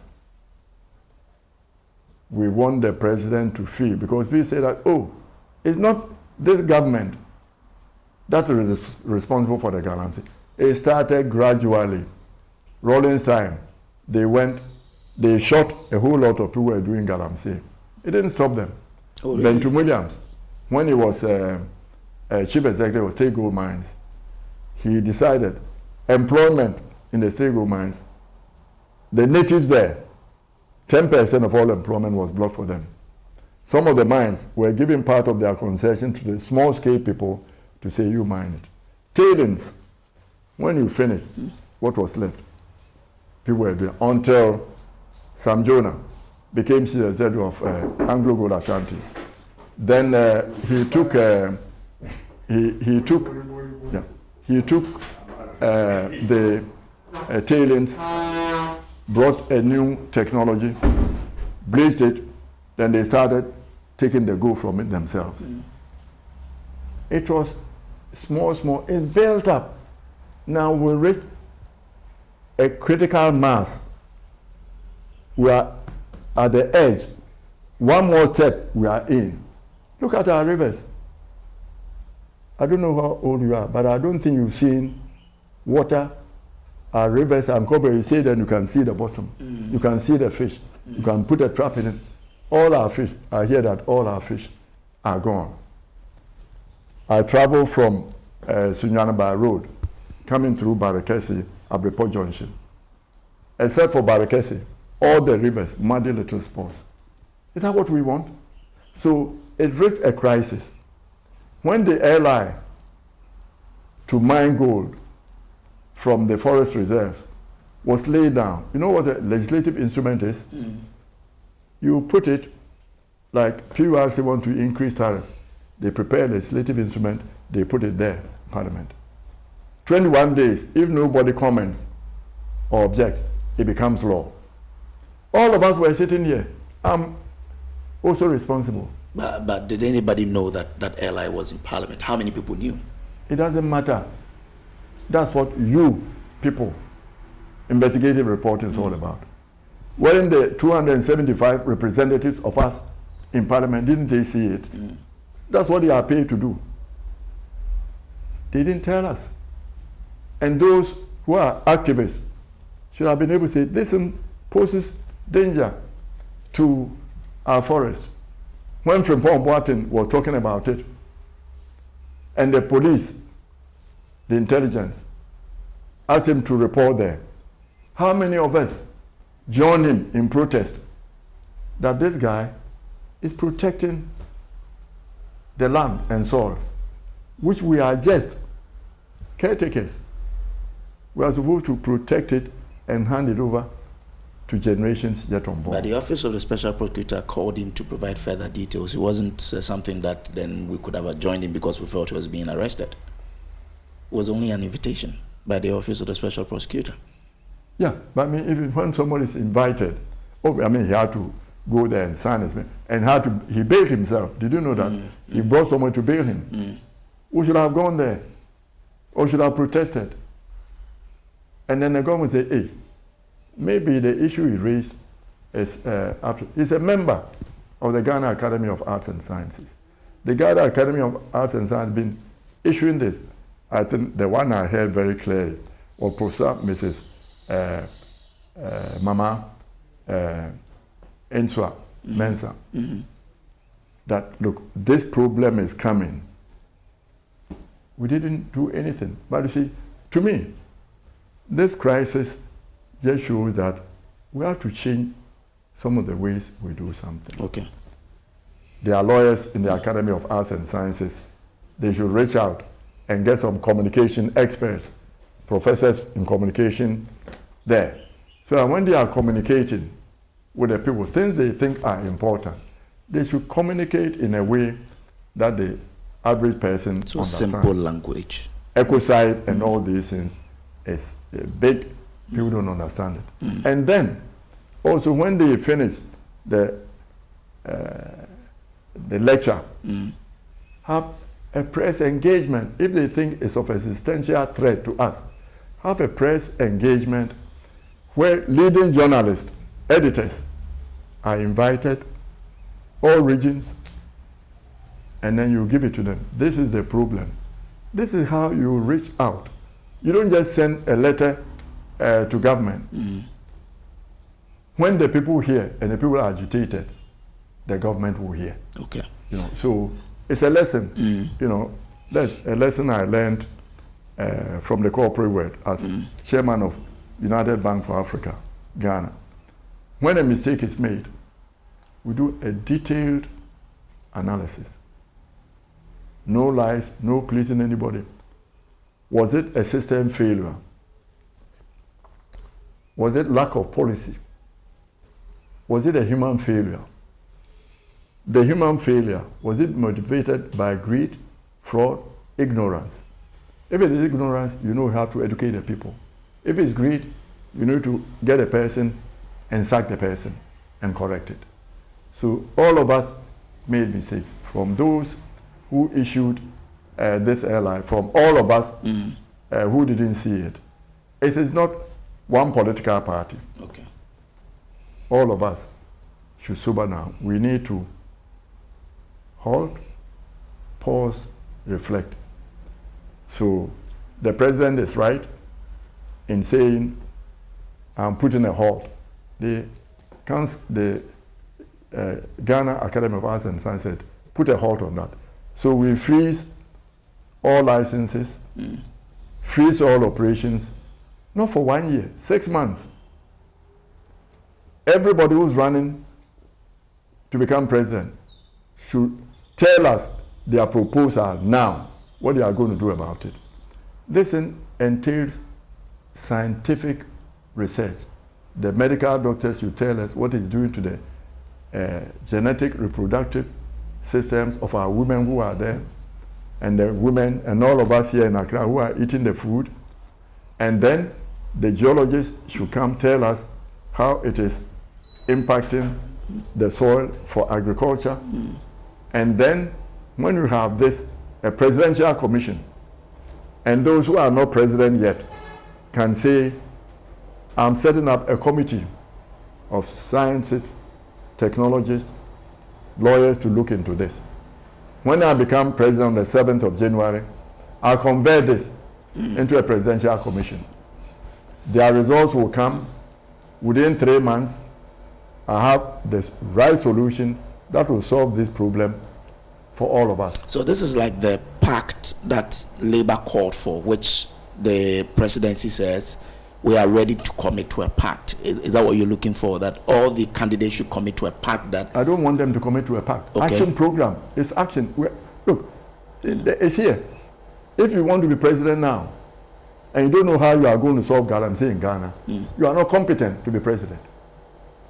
Has any of them impressed you with how they want to deal with galamsey? All that I've heard, no. I mean, I heard President Mahama, he was talking about the employment. He said, look, that will not help it. The money, see, this economy is anchored on gold. Since when? It was anchored on cocoa, on timber. We are moving. It can be anchored on IT. When something is illegal, it is not permitted. Can you imagine if we were to send 100,000 young people whom we are destroying galamsey to go into Dubai, outside the world, to do prostitution? The dollars they will bring in will probably be equal to the gold. Do we want to do that? Where prostitution though? Why not? What else? Armed robbery. We can also send them to do armed robbery. Armed robbery is people's profession. It's illegal. Those are all social vices. Eh? Those are all social vices. Yeah, but when you are putting metals into rivers that are causing women to bring forth to monsters, when you are destroying people's livers and kidneys, what is that? Not a vice. When you are putting us in a way where, and they say in what, maybe 20 years, 15 years, we have to be importing water. From where? The waters are destroyed. There's no fish in it. Ghanaians, our protein was coming from fish. What fish? Fish from the sea, but largely from our rivers. Yeah. We can't, if you can't drink water, if you don't eat, you can survive for a longer. You are not drinking water or not breathing, you die. So this is an existential issue. Let people pronounce where we know where they stand. If they are too cowardly to pronounce on it, then we don't need to vote for them. You know, my friend, not my friend, used to be somebody I was mentoring. Dr. Efri, are you Efri? Okay. The if you just say MP. Yeah. Who is saying we are not stopping today, we are not stopping tomorrow? If he doesn't change his mind, some of us will be there to tell the people to vote against him. Anybody who wants to continue the way things are is a nation wrecker. And we should not vote for him. He has no business in parliament. He has no business in any official position. And if anybody comes in, they propose him for parliament, we'll go to the parliamentarians and tell them to vote against him. Okay. They propose him for chief executive, go to the Council of State to reject him. This problem is serious. It should not be politicized. But everybody who wants a political position in Ghana, especially the elections are coming. We don't want, after the election, demonstrations on the street. Whoever comes in should be given time. So I say, all of them, pronounce now, sit with your team, reflect, and tell us what you are going to do. Employment, create other employments, apart from those employments that are killing us. Okay. Let's listen to the scientists, the Ghana Academy of Arts and Sciences. Let them speak in a language we understand. Let's listen to them. And if anybody wants to govern this country and is not bold enough, smart enough, innovative enough to come up with proposals that will create jobs for the young people.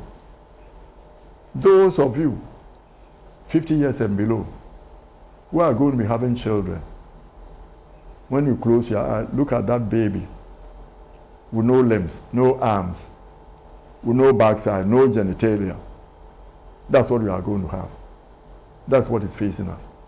Your kidneys will be destroyed, not because you are drinking alcohol. Your brain will not work. You have no future in the highly technology-intensive world that we live in. ICT, all the things that are coming, you need your brains. And you won't have the brain to work. That's what is facing us. So, were you then disappointed when organized labor, after gathering the momentum over the days that they want to strike because government was not acting and calling it off at the 11th hour, were you disappointed? No, not disappointed. I think that they showed government. Demonstrations are just to say, like a child, Daddy, this is not fair. To draw Daddy's attention. They've drawn our attention to it. When organized labor goes on strike, it affects you and I. Why should a pain be inflicted on us for other people's inaction, for other people's commissions? I said the president has made one first step. No more licenses.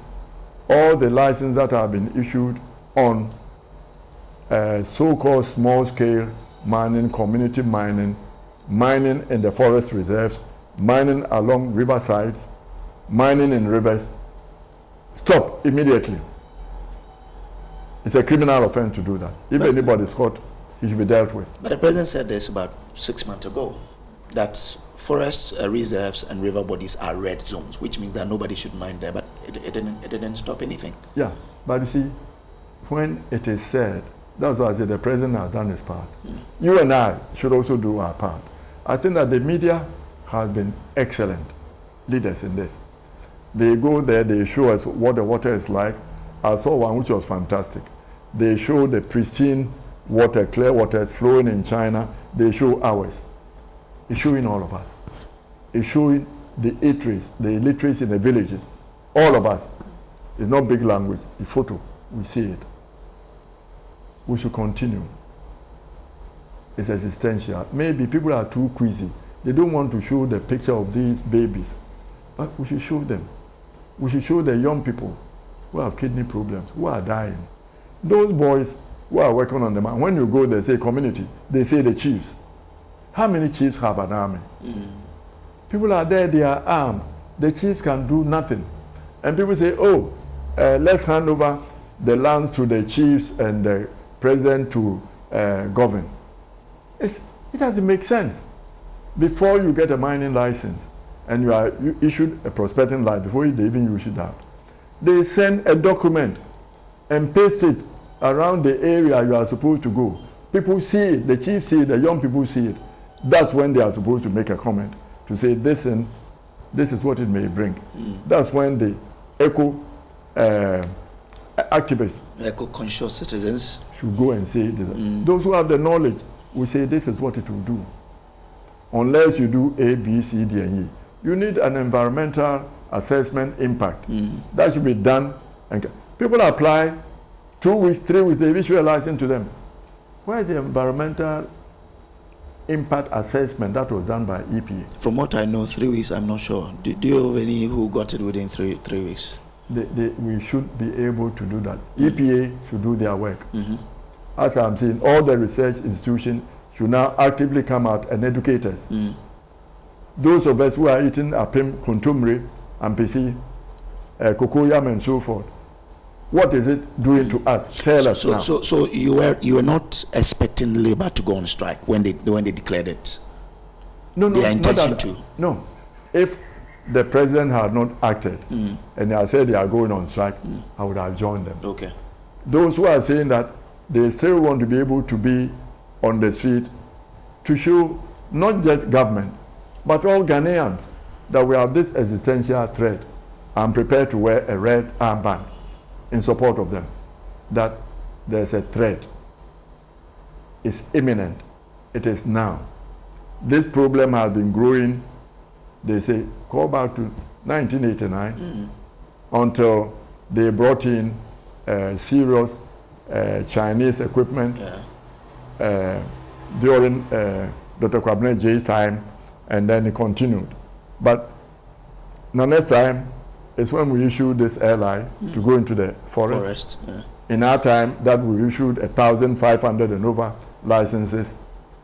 So we now reach a crisis, which is an existential threat, which is a threat against us as humans. But is the issuance of the license the issue? Because this is the government that said we will regularize small-scale mining.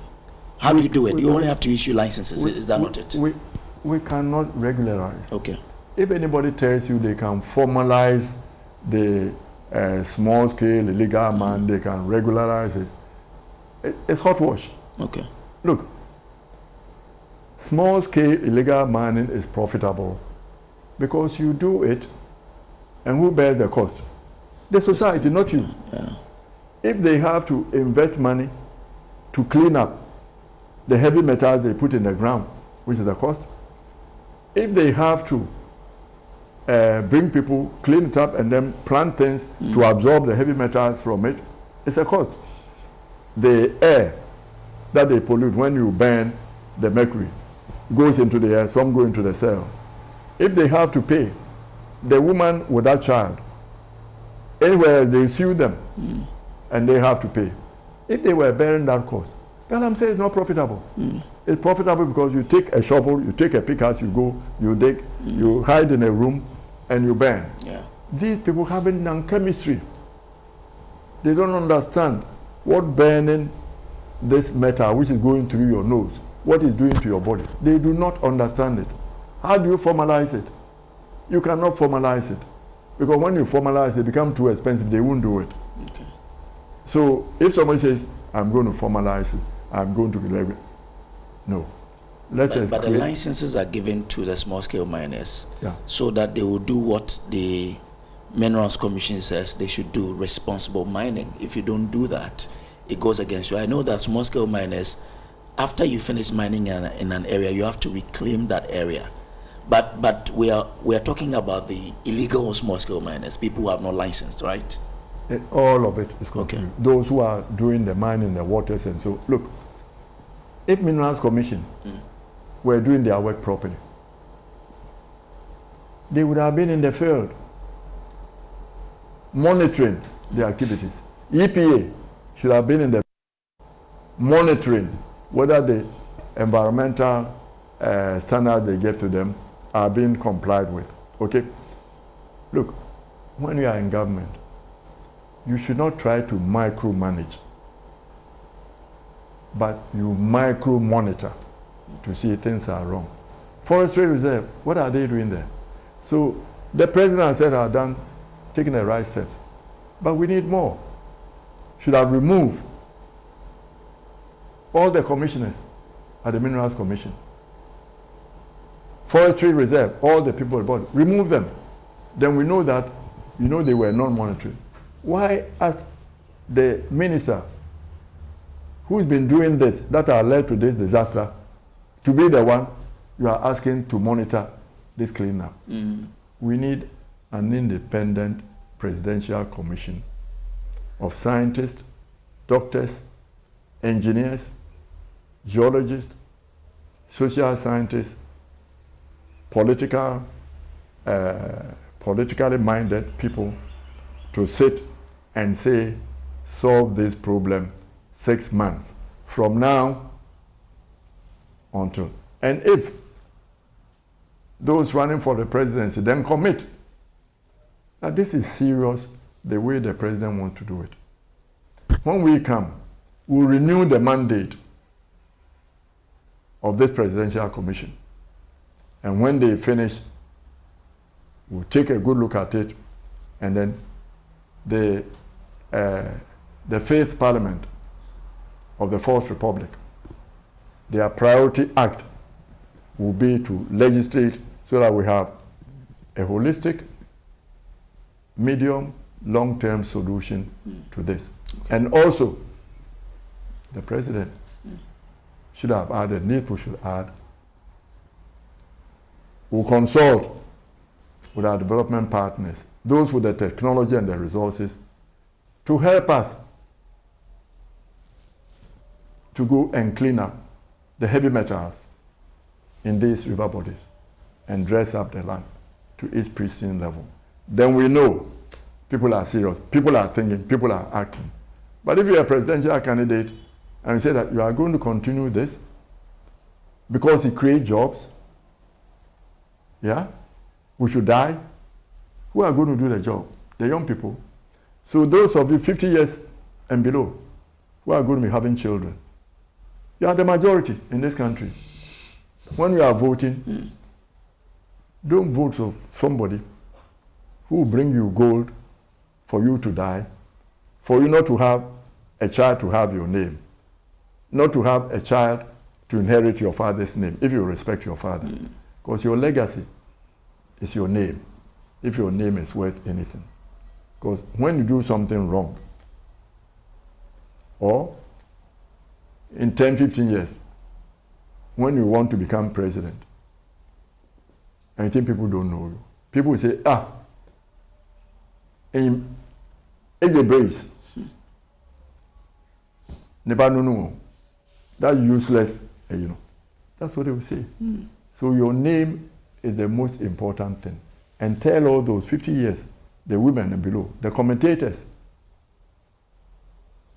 you will not be able to pass on your good name to your children if this process continues. Now, some unions still say that even though government has deployed military to the river bodies and forests to deal with this, they still want a state of emergency to be declared. Is this something you support, that the president should do that to help us fight this? Yeah, a state of emergency. It means a state of urgency. This is urgent. It needs to be resolved. It needs to be taken a look now. The solutions cannot, if we start immediate solution, we all think we know the solution. It may not be the solution. It may be a patch-up work. What I'm saying is that we have 2 months almost before the election. Every candidate should have a proposal. The president has led the way. He should continue and say, this is a problem. I'm going to try to solve it. I'm talking with development partners so that we have solutions. And whoever is coming, commit. It's a problem. And I'm saying, if you are young, under 50, and the only employment that any presidential candidate is promising you is this job, that is killing us, killing our rivers, no fish in our rivers. none of us is safe. The only people who are safe are those rich enough to be drinking avian water. Okay. So if you are not drinking avian water in Ghana now and you are voting, don't vote for anybody who says, I'm going to continue this. So the president shouldn't declare the state of emergency? I'm not saying that. If he says a state of emergency means everybody, the police, military, everybody is put on alert. That you see anybody mining in the riverside, in the rivers, grab them and bring them. You know, our traditional worship, the rivers were gods. You wouldn't go near a river and urinate around the river. There are some that you don't go to the river on a certain day. It's sacred. So our rivers were clean. Fish were there.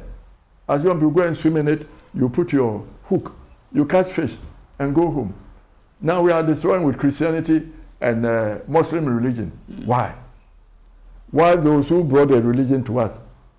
Go. Their rivers are fine. When they pollute it, they clean it up. So you and I, we have a problem. Okay. We allow this problem to come. We are now on the edge. We can flip. Any emergency the president can declare, he should do it. It's not political issue. It's not MPP or NDC. I am MPP. Everybody knows that. I'm saying, if you take Bawumia, I know him very well. President Mahama, I know him. He calls me uncle. Respectful young man. But I'm saying, everybody, Alan, Cheddar, all the people, Akuyadonko, all of them who think they want to become president of Ghana, tell me one thing. How are you going to solve this existential threat? Existential means your very livelihood. You may die in 4 months, in 3 years, 4 years. That's what we are talking about. It's like somebody is pointing a gun at your forehead. All the demonstrators are saying is that there's a gun pointed at your forehead. Why do you want to punish him for telling you that? It doesn't matter if they broke something. Put him in cell for 1 day or in a few hours, let him go. They serve the society. So you think their case should be called off, it should be cancelled? Yeah. Nana himself, for about 20, 30 years, he was an activist, demonstrating against military regimes. He never spent 1 day, 1 week, 1 hour in a police cell. Why shouldn't it be the same against people who think they are demonstrating against it? But should he be blamed for what the police is doing? Huh? Should he be blamed for the police, for the actions of the police? No, we should blame the police, we should blame the IGP. Me, I don't believe in blaming the guy at the top for all this. No, no, no. We should blame. When you are walking on the street, you are doing something bad. They call your father's name, correct? They don't go and call your great-grandfather's name. The president is there, he's doing his job. Who is the minister responsible for lands and mines? Let's blame him, and not even him. Go down, the Minerals Commission. Why are they issuing licenses as if there's no tomorrow? Let the president remove them. Forestry Commission. Why did they sit in the forest? Their people are there for it to be degraded to this extent. Remove them. But some people say the way the demonstrators were treated, it is as if someone at the top wants to teach them a lesson. Can that be true? No. Nobody is teaching anybody else. Look, there are a few officers who believe that they are doing the government job. I mean, when we were in prison, there was a prison officer in his 50s. Rollins was barely 30. Say Rollins is his father. So if you are against Rollins, he will deal with you. He beat prisoners to death. Beat them to death.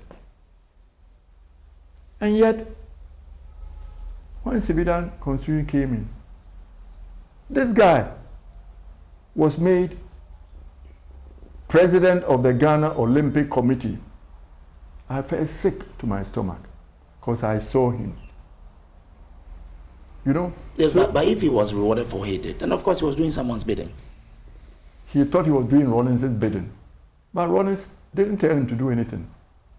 when you are put in prison, being there is enough punishment.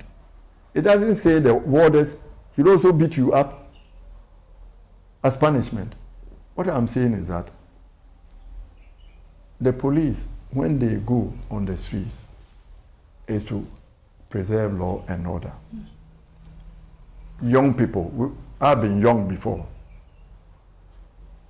You've not been old before, because I'm 86. Yeah. There are people who are 90, 100. You develop wisdom as you go.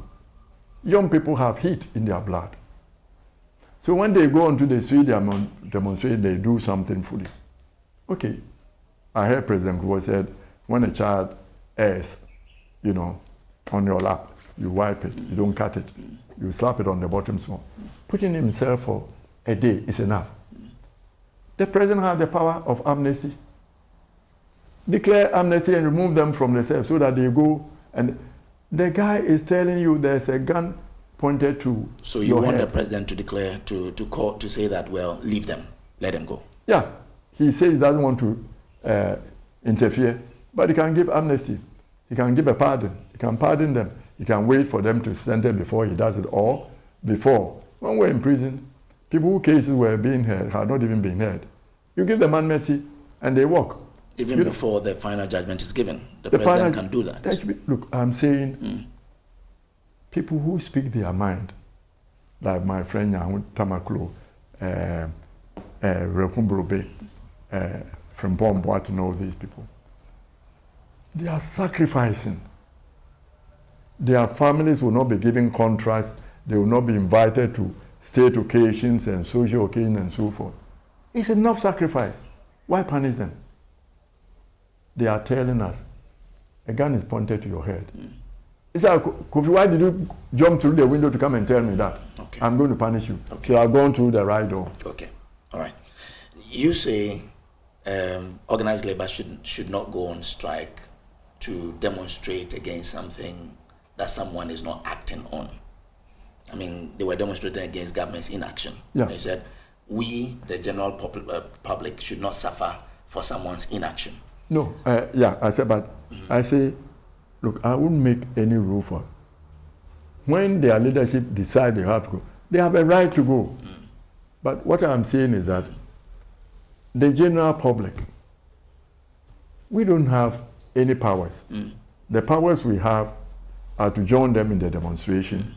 The powers we have are to tell the people in our constituency, this is going wrong, we should move there. They have a right to do that. Okay. What I'm saying is that they say they will join it. They've already alerted us. They were signaling to us that something was wrong. They've done it already. Okay. So that's fine if they are not going. But if somebody still wants to... But UTAG has declared a strike because of this. Fine. That is... Look, democracy is beautiful. Diversity of opinion. UTAG says, we are not happy with this. UTAG may have more information as to how present this is, and that the president's actions are not adequate. I say it's in the right direction. He needs to do some more. We should encourage the president to do some more, and we should encourage all those who want to lead this nation to declare their position so that we can judge whether they are adequate or not to fix the problem. Okay. Now, finally, before we wrap up, another issue that has to do with our democracy is the Electoral Commission's, preparedness for the 2024 election. The NDC says there are so many issues with the register. So, I mean, let's audit them. The EC says we have a process by which we are, and we've taken care of it.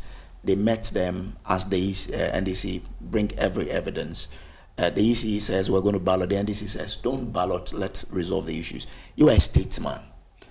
When you sit back and you watch how things are, progressing, what should the EC do? Because this is quite critical, an election.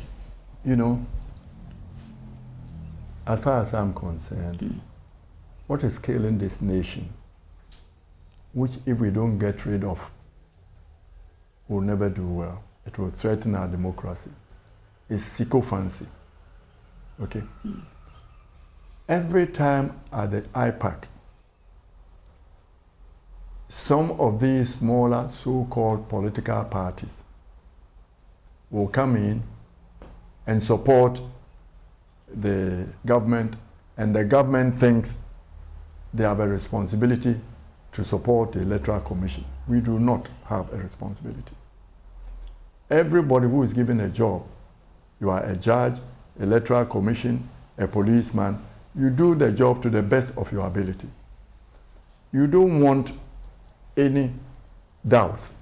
They say Caesar's wife should be above suspicion. Also, I see things. Either they have a built-in audit system which should work, and if it's not working, and it's proven that the audit system didn't work when somebody was able to transfer people, open it, plain, open the system. Bring your IT experts. Bring your IT experts. Work with our people to go through. All of us want a clean register.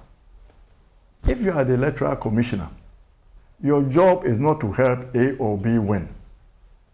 Your job is like a football referee, to referee it.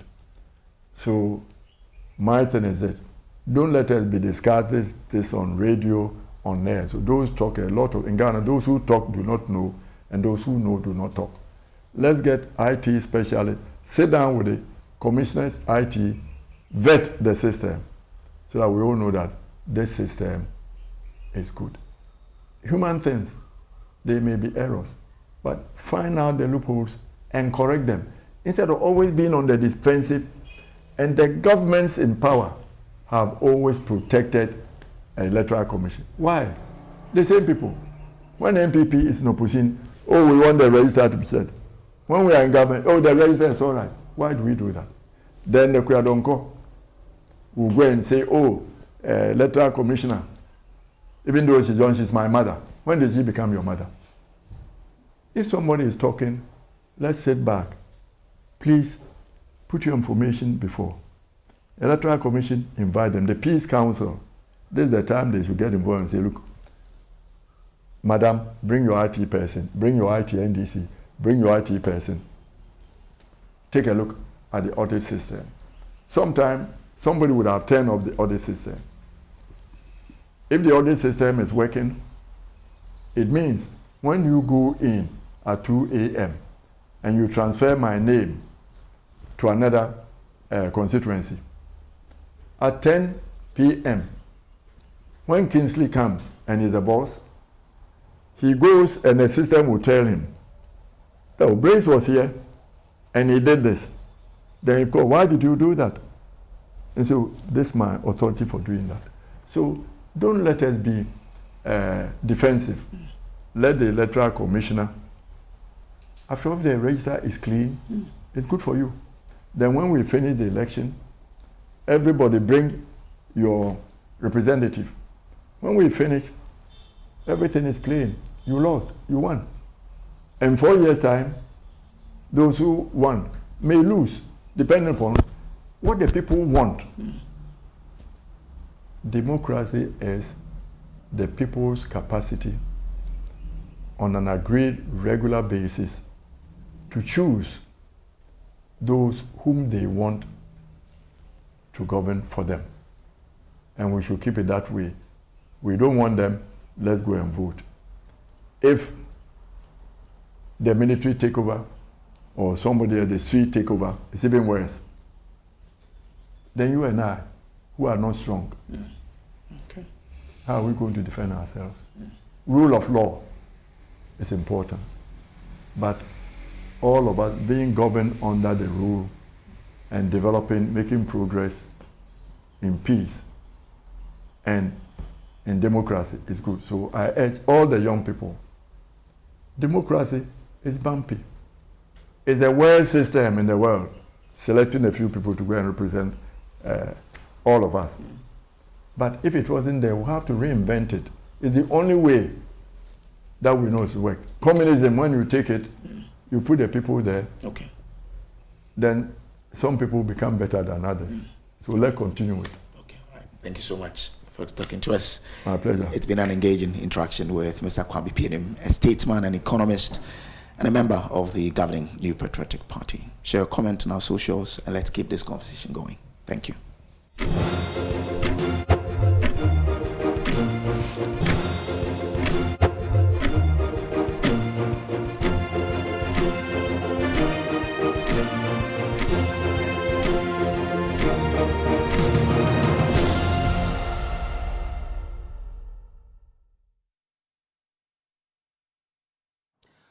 back. This is the AM show. Benjamin Akakwa at your service. But before we veer into our next health-related conversation, let me tell you about the Ghana Chamber of Bulk Oil Distributors, who present a special industry event dubbed the Energy Policy Town Hall with the NDC and the MPP. It's slated for the 11th of October 2024 at 10 a.m. and also with the NDC on the 16th of October at the UPSA auditorium each day. It's an energy industry event where representatives of the political parties will be granted audience with key energy industry players to discuss their manifesto policies for the sector. And guess what? The party representatives will be required to make 20-minute presentations and subsequently be engaged by an audience of experts and industry operatives in a dialogue. You want to look forward to that. But if you're thinking water, let me introduce you to Syntex. Ghana, get ready for the biggest giveaway from Syntex Tank. Syntex is inviting 15 communities, giving them free water. This is to say, thank you, Ghana, for making us number one. Syntex was the first to introduce a double-layer tank in Ghana. Did you know that? Did you also know that Syntex tanks came in so many colors and that they were the first to come out with inner white layer tanks? Well, if it's not Syntex, that's why you should forget about it. If you are a community and you want to benefit from Syntex free water giveaway, all you have to do is log on to their social media handles, that is at Syntex Ghana as one word, and nominate your community. The more you nominate, the better your chances of having Syntex come to your community. Remember, it is S-I-N-T-E-X, Syntex Tank. Don't be any tank, be tank. The correct tank, be Syntex Tank. Syntex Tank, a strong, a tough. And let me just wrap with this last bit. Is it back? Yes, it is. After a 4-year hiatus, the Joy Sports Invitational Tournament is making its much anticipated return, and they are ready to ignite that passion of corporate sports enthusiasts across Ghana. From the dazzling display of rich corporate colors, to the electrifying energy of non-stop cheering, to the CEO's penalty shootout. You should check out that one. Sometimes, men's football competitions, women's penalty shootouts, mixed 4x100-meter relays. I know a certain Patrick Utulate Gomez, whom I hear used to, we'll see what he does there. Basketball, mixed volleyball, women's 50-meter dash, men's 100-meter dash, mixed sack relay, lime and spoon relay, Scrabble, that's my area, armed wrestling, and many more. So mark your calendars for Saturday, the 26th day of October 2024, as the University of Ghana Stadium, that's where it will be held, Legon, will be transformed into a vibrant arena of competition and corporate pride. To register, call Stephen on 0540 106 466, 0540 106 466. The Joy Sports Invitational Tournament is brought to you by Joy Sports. Joy Sports, play for peace. And we all need peace, even with our sports. But joining me in the studio now, we are going to be talking about herbal medicine as an alternative health remedy and what the way forward is for herbal medicine. And joining me in the studio, there's Steve Osafo-Mensah. He is research scientist and pharmacologist with Phytotech. Good morning. It's good to have you join us in the studio. Thank you. All right. So let's even start with a little bit about Phytotech. Tell us a bit about Phytotech. Well, Phytotech is a herbal pharmaceutical manufacturing company that engages in research, product development, and into the manufacturing of herbal drugs and supplements. Okay. And you have a range of products? Yes, we Some have. of which I personally use. Now, I know people, sometimes they would have these campaigns and people come into the studio. I use some of these products there personally. So I know for a fact what their impact is. But let's start with the state of herbal medicine and health delivery in Ghana today. Yeah. What are the real dynamics to pay attention to? Well, the WHO defines herbal medicine, and I quote, as a plant-derived material or preparation with therapeutic or other human health benefits which contains either raw or processed ingredients from one or more plants. In other words, herbal medicine, it's not any synthetic material. It is made from the raw materials of plants and processed to a finished product. And the use of herbal medicine has increased significantly over the years. WHO estimates that about 80% of the world population rely on herbal medicine for their primary healthcare needs. And Ghana is not an exception of that. We need to expand this industry in terms of using the herbal and alternative medicines to make it affordable and available to the public. In Ghana, successive governments have put in efforts to recognize and make important herbal medicine usage. And this is evidence in the formation of, one, the group together as Ghana Psychic and Traditional Practitioners Association in 1961. Okay. In 1975, the Center for Scientific Research into Plant Medicine was established to perform specific functions. And that is to ensure that herbal medicines are pure. And if the public use them, they are protected against toxic effects. And then in 1991, the Traditional and Alternative Medicine Directorate was also established in the Ministry of Health. And then we have the Food and Drugs Authority coming into being in 1992 to regulate and commercialize food and drugs. And then we have the year 2000, the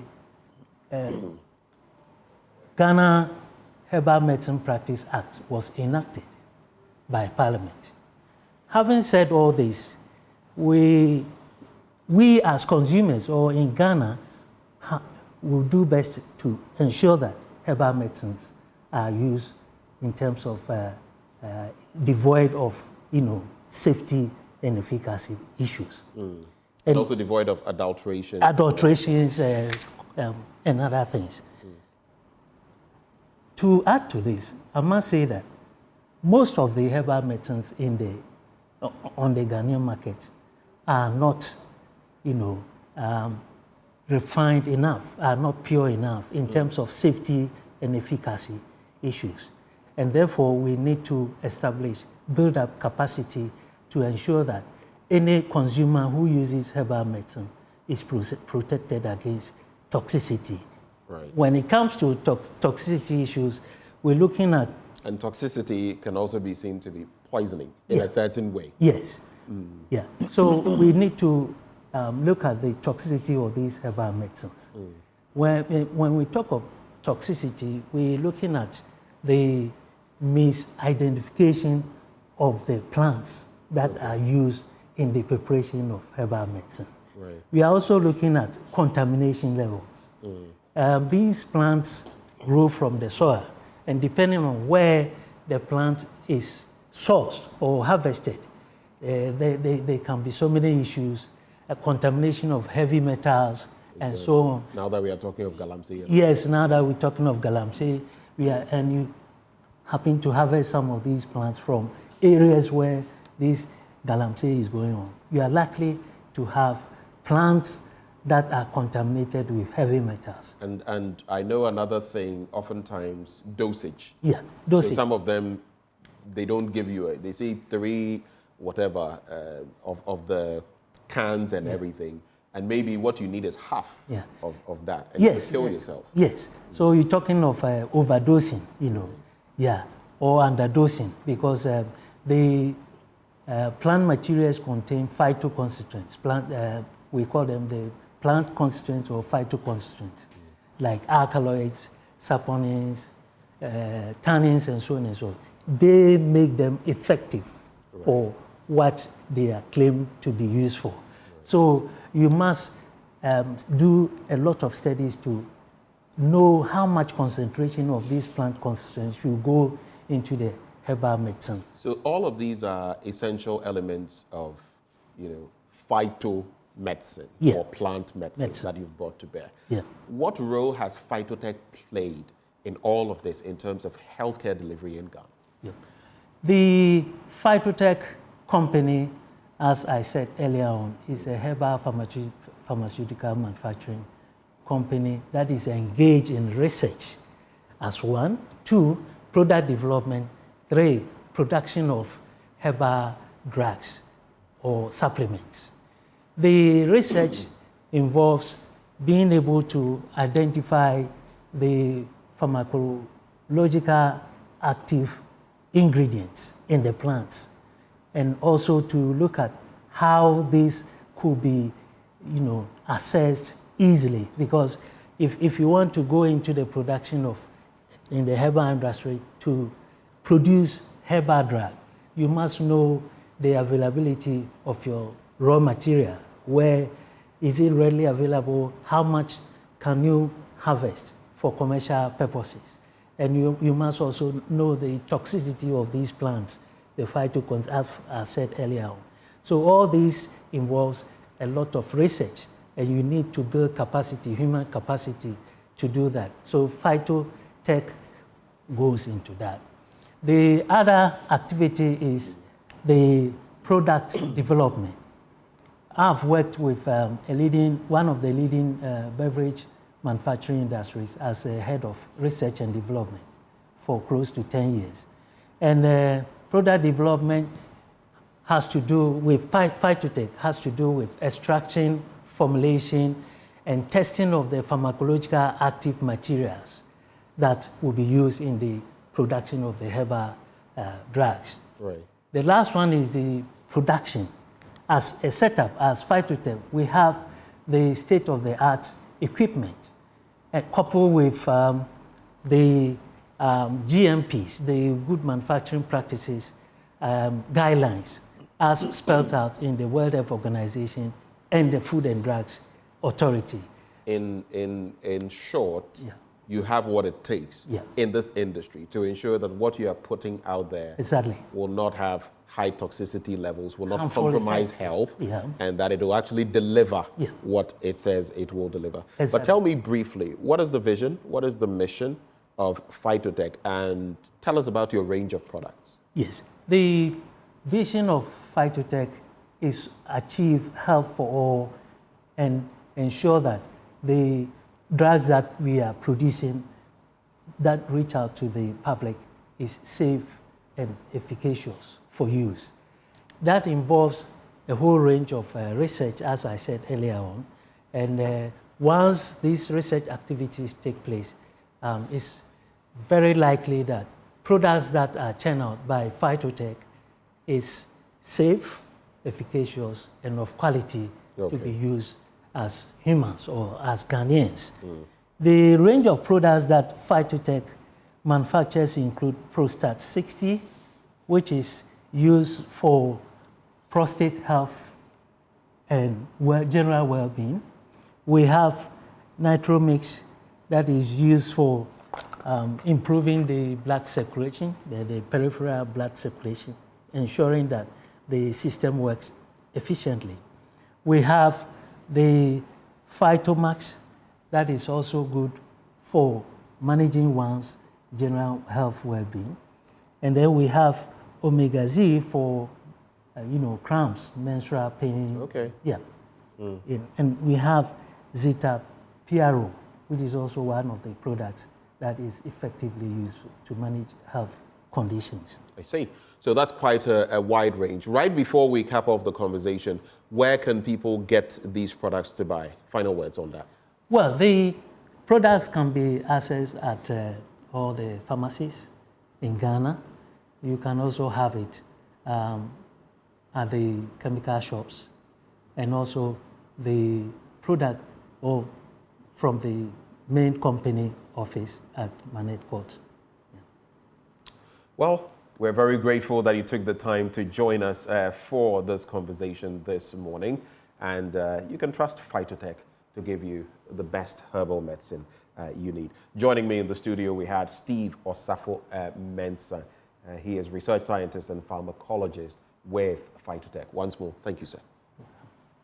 We're taking a breather here. When we return, it is yours and mine, the National Science and Math Quiz. We have some sterling action lined up for you. You want to stay for that. We'll be right back.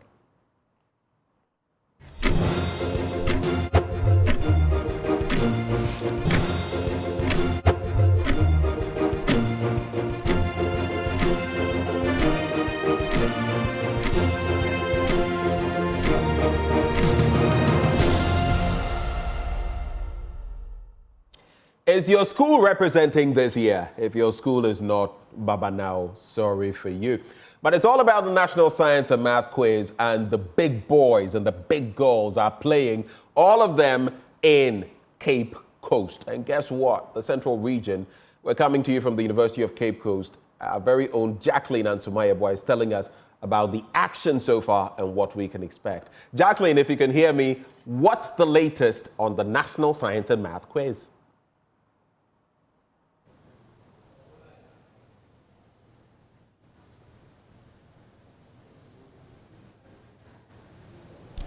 Well, hello there, Benjamin. Good morning to you and our lovely viewers. Welcome to day 2 of the preliminary contest of the National Science and Math Quiz 2024, where brilliance and knowledge converge. Well, this morning, I'm your host, Jacqueline Ahwoi, and I'm not doing this alone. I'm doing this with...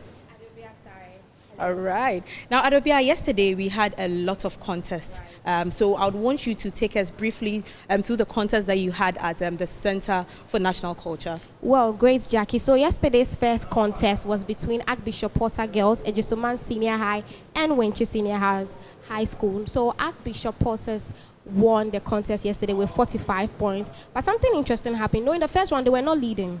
Really? They just had 16 points. Okay. And then Ejisoman was leading with 22 points. However, things took a very sharp turn in the second round through to the 5th round, and then they won the competition. So the second contest took place at the same auditorium, and then it was between Wallace Academy, O'Reilly, and Adamomase. So Wallace Academy is a private school, and this is their second time in the contest. Yeah. So they made their debut last year, and they didn't make it to the prelims. But yesterday, they did so well. They led in the first round, second, third, 4th, and then the 5th. And then the third contest yesterday was between Navrongo Senior High, St. Mary's Seminary, and Bolgatanga Girls. Now, Navrongo and St. Mary's were really contending with each other because as at round 4, they both had the same points, that's 29. But then Navrongo won for themselves some extra 10 marks when they answered most of the riddle questions in the round 5, making them the winners. So that's how the contest went at my place yesterday. Okay, well, interesting. Now at Auditorium 900, where we are currently, yesterday the contest was between Zion College, Infantiman Girls, and West Africa Senior High School. Right. And fortunately for Infantiman Girls Senior High School, they qualified after that 6-year break, 6-year hiatus. They are back in the competition. And you saw the fun that they were having on social media. Well, then the second contest was between Notre Dame Seminary Senior High School, Methodist Girls, and Chito. And Chito won that contest. And the next contest at Auditorium 900 was Bright Senior High School, and they are the newbies on the block, the new babies on the block. And they contested with Tepa Senior High School and Secondary College. Then, unfortunately for Bright Senior High School, they couldn't proceed, but then Tepa won that contest. At SGS Auditorium, we had Sims, Hope College, and Kwando Senior High School, with Sims proceeding to the next stage.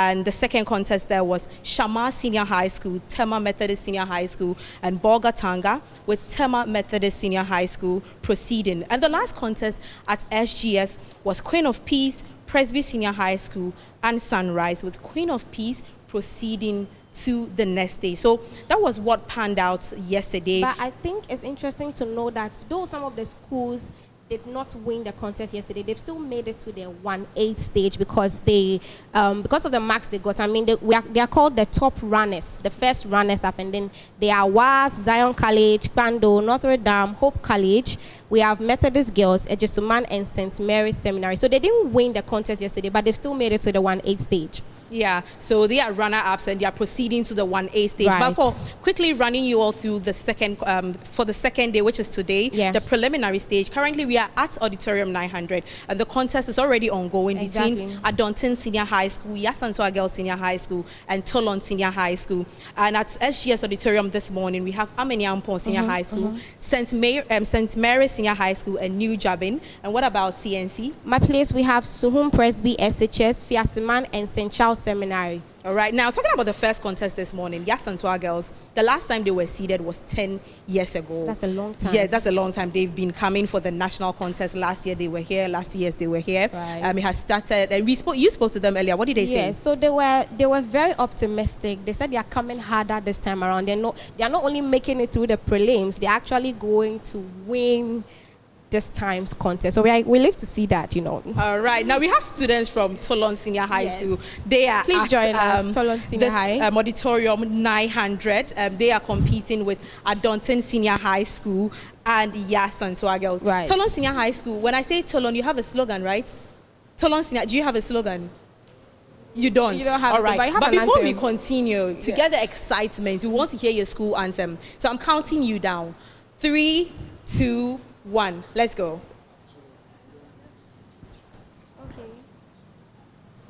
You don't have a school anthem yet. Okay. It's being composed. It's not being composed. Right. All right. Well, Tolon Senior High School, they've been in this competition. They first came to the nationals in 2022. Now, let me speak to them to find out what we're expecting from them. Kindly join me here. You were starting this contest with Yasantua Senior High School and Adontin. What should we expect from you? We are expecting to bring, and we are also happy to be part of the finals, and we are willing to be to win and bring the flag and the championship to Tolon Senior High School, and we are also happy. Okay, all right, Adobia, you have some of the other students there. Okay, so your colleague just said she's happy to be here, but do you see yourself winning? Okay, do you see yourself going through the prelims? Yeah. I mean, how prepared are you for this? Yes, our preparation towards this contest is we thank Almighty Allah for taking us into this position right now here, and we are grateful, and we seems to win this contest in Almighty Allah. Inshallah. To send the championship to Tolon Senior High School. So you are telling me, good. So you are telling me you are not intimidated at all by the other schools? No. We are not scared. We are not fearless. We are not fearless. They didn't come as passengers. They didn't come as passengers. Okay, then all the best to you guys. All right, so we are hoping to see you all in the next stage of the competition. Thank you very much, Tolon Senior High School. All right, so you can join your colleagues. All right, yes, now so we're Jackie, still here at Auditorium 900. But then, interestingly, we have St. Peter's Senior High School. Right. They'll be contesting today, and that'll be the last contest for today. You know, St. Peter's is a 3-time champion. Last year, it wasn't too good for them. They left very early in the competition. But today, they are back in the competition, starting right from scratch, which is very unusual for St. Peter's. But they're here. They're usually seeded, you know. Yeah, they're usually seeded. Last year, they lost their seed. The previous year, today did. And St. Peter's Senior High School would be meeting Hohoi EP Senior High School and Sirigu Integrated Senior High School. Sirigu Integrated Senior High School is also a new baby on the block. That's the new government schools that we have. We have 5 new government schools and 3 private schools joining this year. So that is what is accounting for a lot of numbers. We have in total, when we add all the seeded schools together, it's 157 schools in total. And today is 4 contests at each venue. Very packed indeed. Right. So back at my place too, that's the Center for National Culture. I have a newbie, and they are in the 3rd contest. So that's Our Lady of Grace Senior High School. It's the first time they're making their debut, and then we are hoping to see that, they go through the prelims. They will be meeting with Asing State College and then Bueman SHS. Okay. Now, talking about this very contest that is ongoing right now at Auditorium 900, Adobia, are you tipping any of the schools to win right now? Well, there's Yasantua Girls, there's Tolon. You've spoken to them. You've spoken to all the schools. Are you tipping any of the schools right now? Right. So what I can say is all of them are optimistic, but you understand, it's not plenty talking. But I think I'll give it to Yasantua. Maybe because of you. I'm not an old girl of Yasantoa. Well, yes, I am. And you're smart. I mean, not to say the other schools are not, but I'll give it to Yasantoa. They shouldn't disgrace me. They better not disgrace me because I'm really giving it to them. Right. So, well, the 2024 National Science and Maths Quiz is produced by Primetime Limited and sponsored by the Ghana Education Service in partnership with Gold PLC and supported by Pepsodent, Jupay, and Prudential Life Insurance. And the broadcast of the 2024 National Science and Maths Quiz on Joy News is supported by NASCO, Vitamilk, Virtual Security Africa, Ace Medical Insurance, Build Financial Technologies, DBS Roofing, Syntest Tanks, Family Health Medical School, Chobos Technologies, and Action Secondary Technical. We also have the Multimedia Institute of Ghana, and then the DBS Pipes and Wakanao. Yes, and those are the sponsors for the broadcast of the National Science and Maths Quiz on Joy News. We'll be bringing you all up-to-speed details on what will be transpiring today on all our social media platforms, all about the National Science and Maths Quiz. Over to you back in the studio.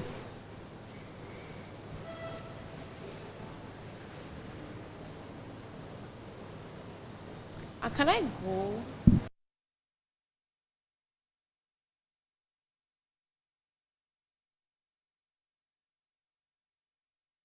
Fighter. The stage is set, the atmosphere electric. These are the minds ready to engage in the ultimate battle where every second counts and every answer could make or break their dream. You can contest with us, but you can never compete us. Beat everyone. This one all out, no stress. And for some, it's all about that one word. While others, their hearts beat in sync with every point and. In the name of Jesus. And for some, the pain of defeat lingers long after the final riddle. The national championship of the 2024 National Science and Maths Quiz this October. Catch all the contests on Joy News, Joy Prime, and Joy FM, and follow the action across our social media platform. Who will be crowned champion? Let the quiz begin. Best wishes to all three schools. The 2024 National Science and Maths Quiz is produced by Primetime Limited and sponsored by the Ghana Education Service in partnership with Gold PLC and supported by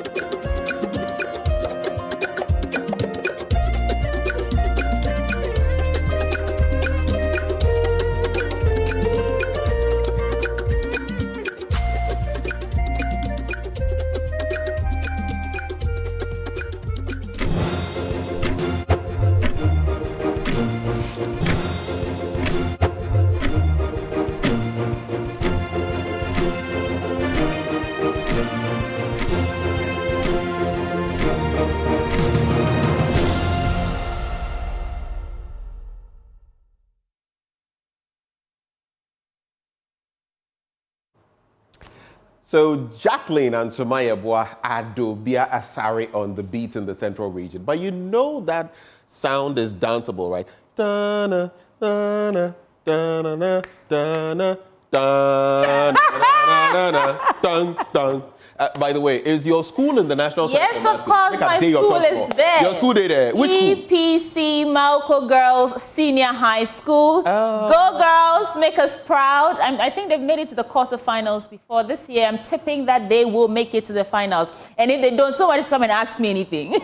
That's all. No, we had a motivational speech in the making. Oh, is that a motivational speech? I'm predicting the future. I have that ability, you know. I can predict what you wear tomorrow. Pardon me? I can predict what you'd wear tomorrow. You can predict what I'll do tomorrow? Yes. That's a bit weird. That's a bit... So watch out for us tomorrow when we come here and see if we don't match colors. Huh? I'm telling you, I have. Is it wizardry? I don't like the word witchcraft. You don't like witchcraft, eh? Sorcery, maybe. Folks. But before we go, you said what? Malco Girls, right? It's Malco Girls. Okay, Bishop Herman. You know we are seeded, right? We're a seeded school. But our photo of the day is up next, courtesy of a certain Kingsley Otu. And I Are they selling galamsey water? Do you see what I see? Oh my God. Do you see what I see? That's pure water. Yes. Sachet. This one is You remember from way back. But this one, it is galamsey water. Benjamin, they say photos speak volumes where words fail, right? And just a look at this picture tells you that we are slowly getting there. So one day we'll be carrying water, brown, yellow water, and selling because it is. And it's not Fanta, it's not Mirinda, it is water. So this is Gauta. Galamsey water. This is Gauta. And that's our photo of the day. Bre. Ye drew her. Folks, thank you so much for joining us for the AM show, the Tuesday edition. Tomorrow we are back on your screens from 6 a.m. to 10 a.m. My name is Sweetie Abochi. Thank you so much for joining us. And Faustina Safo is up next with Joy News Desk. You don't want to Benjamin, blow them a kiss. Come on. Kiss. Do it. Bye for now.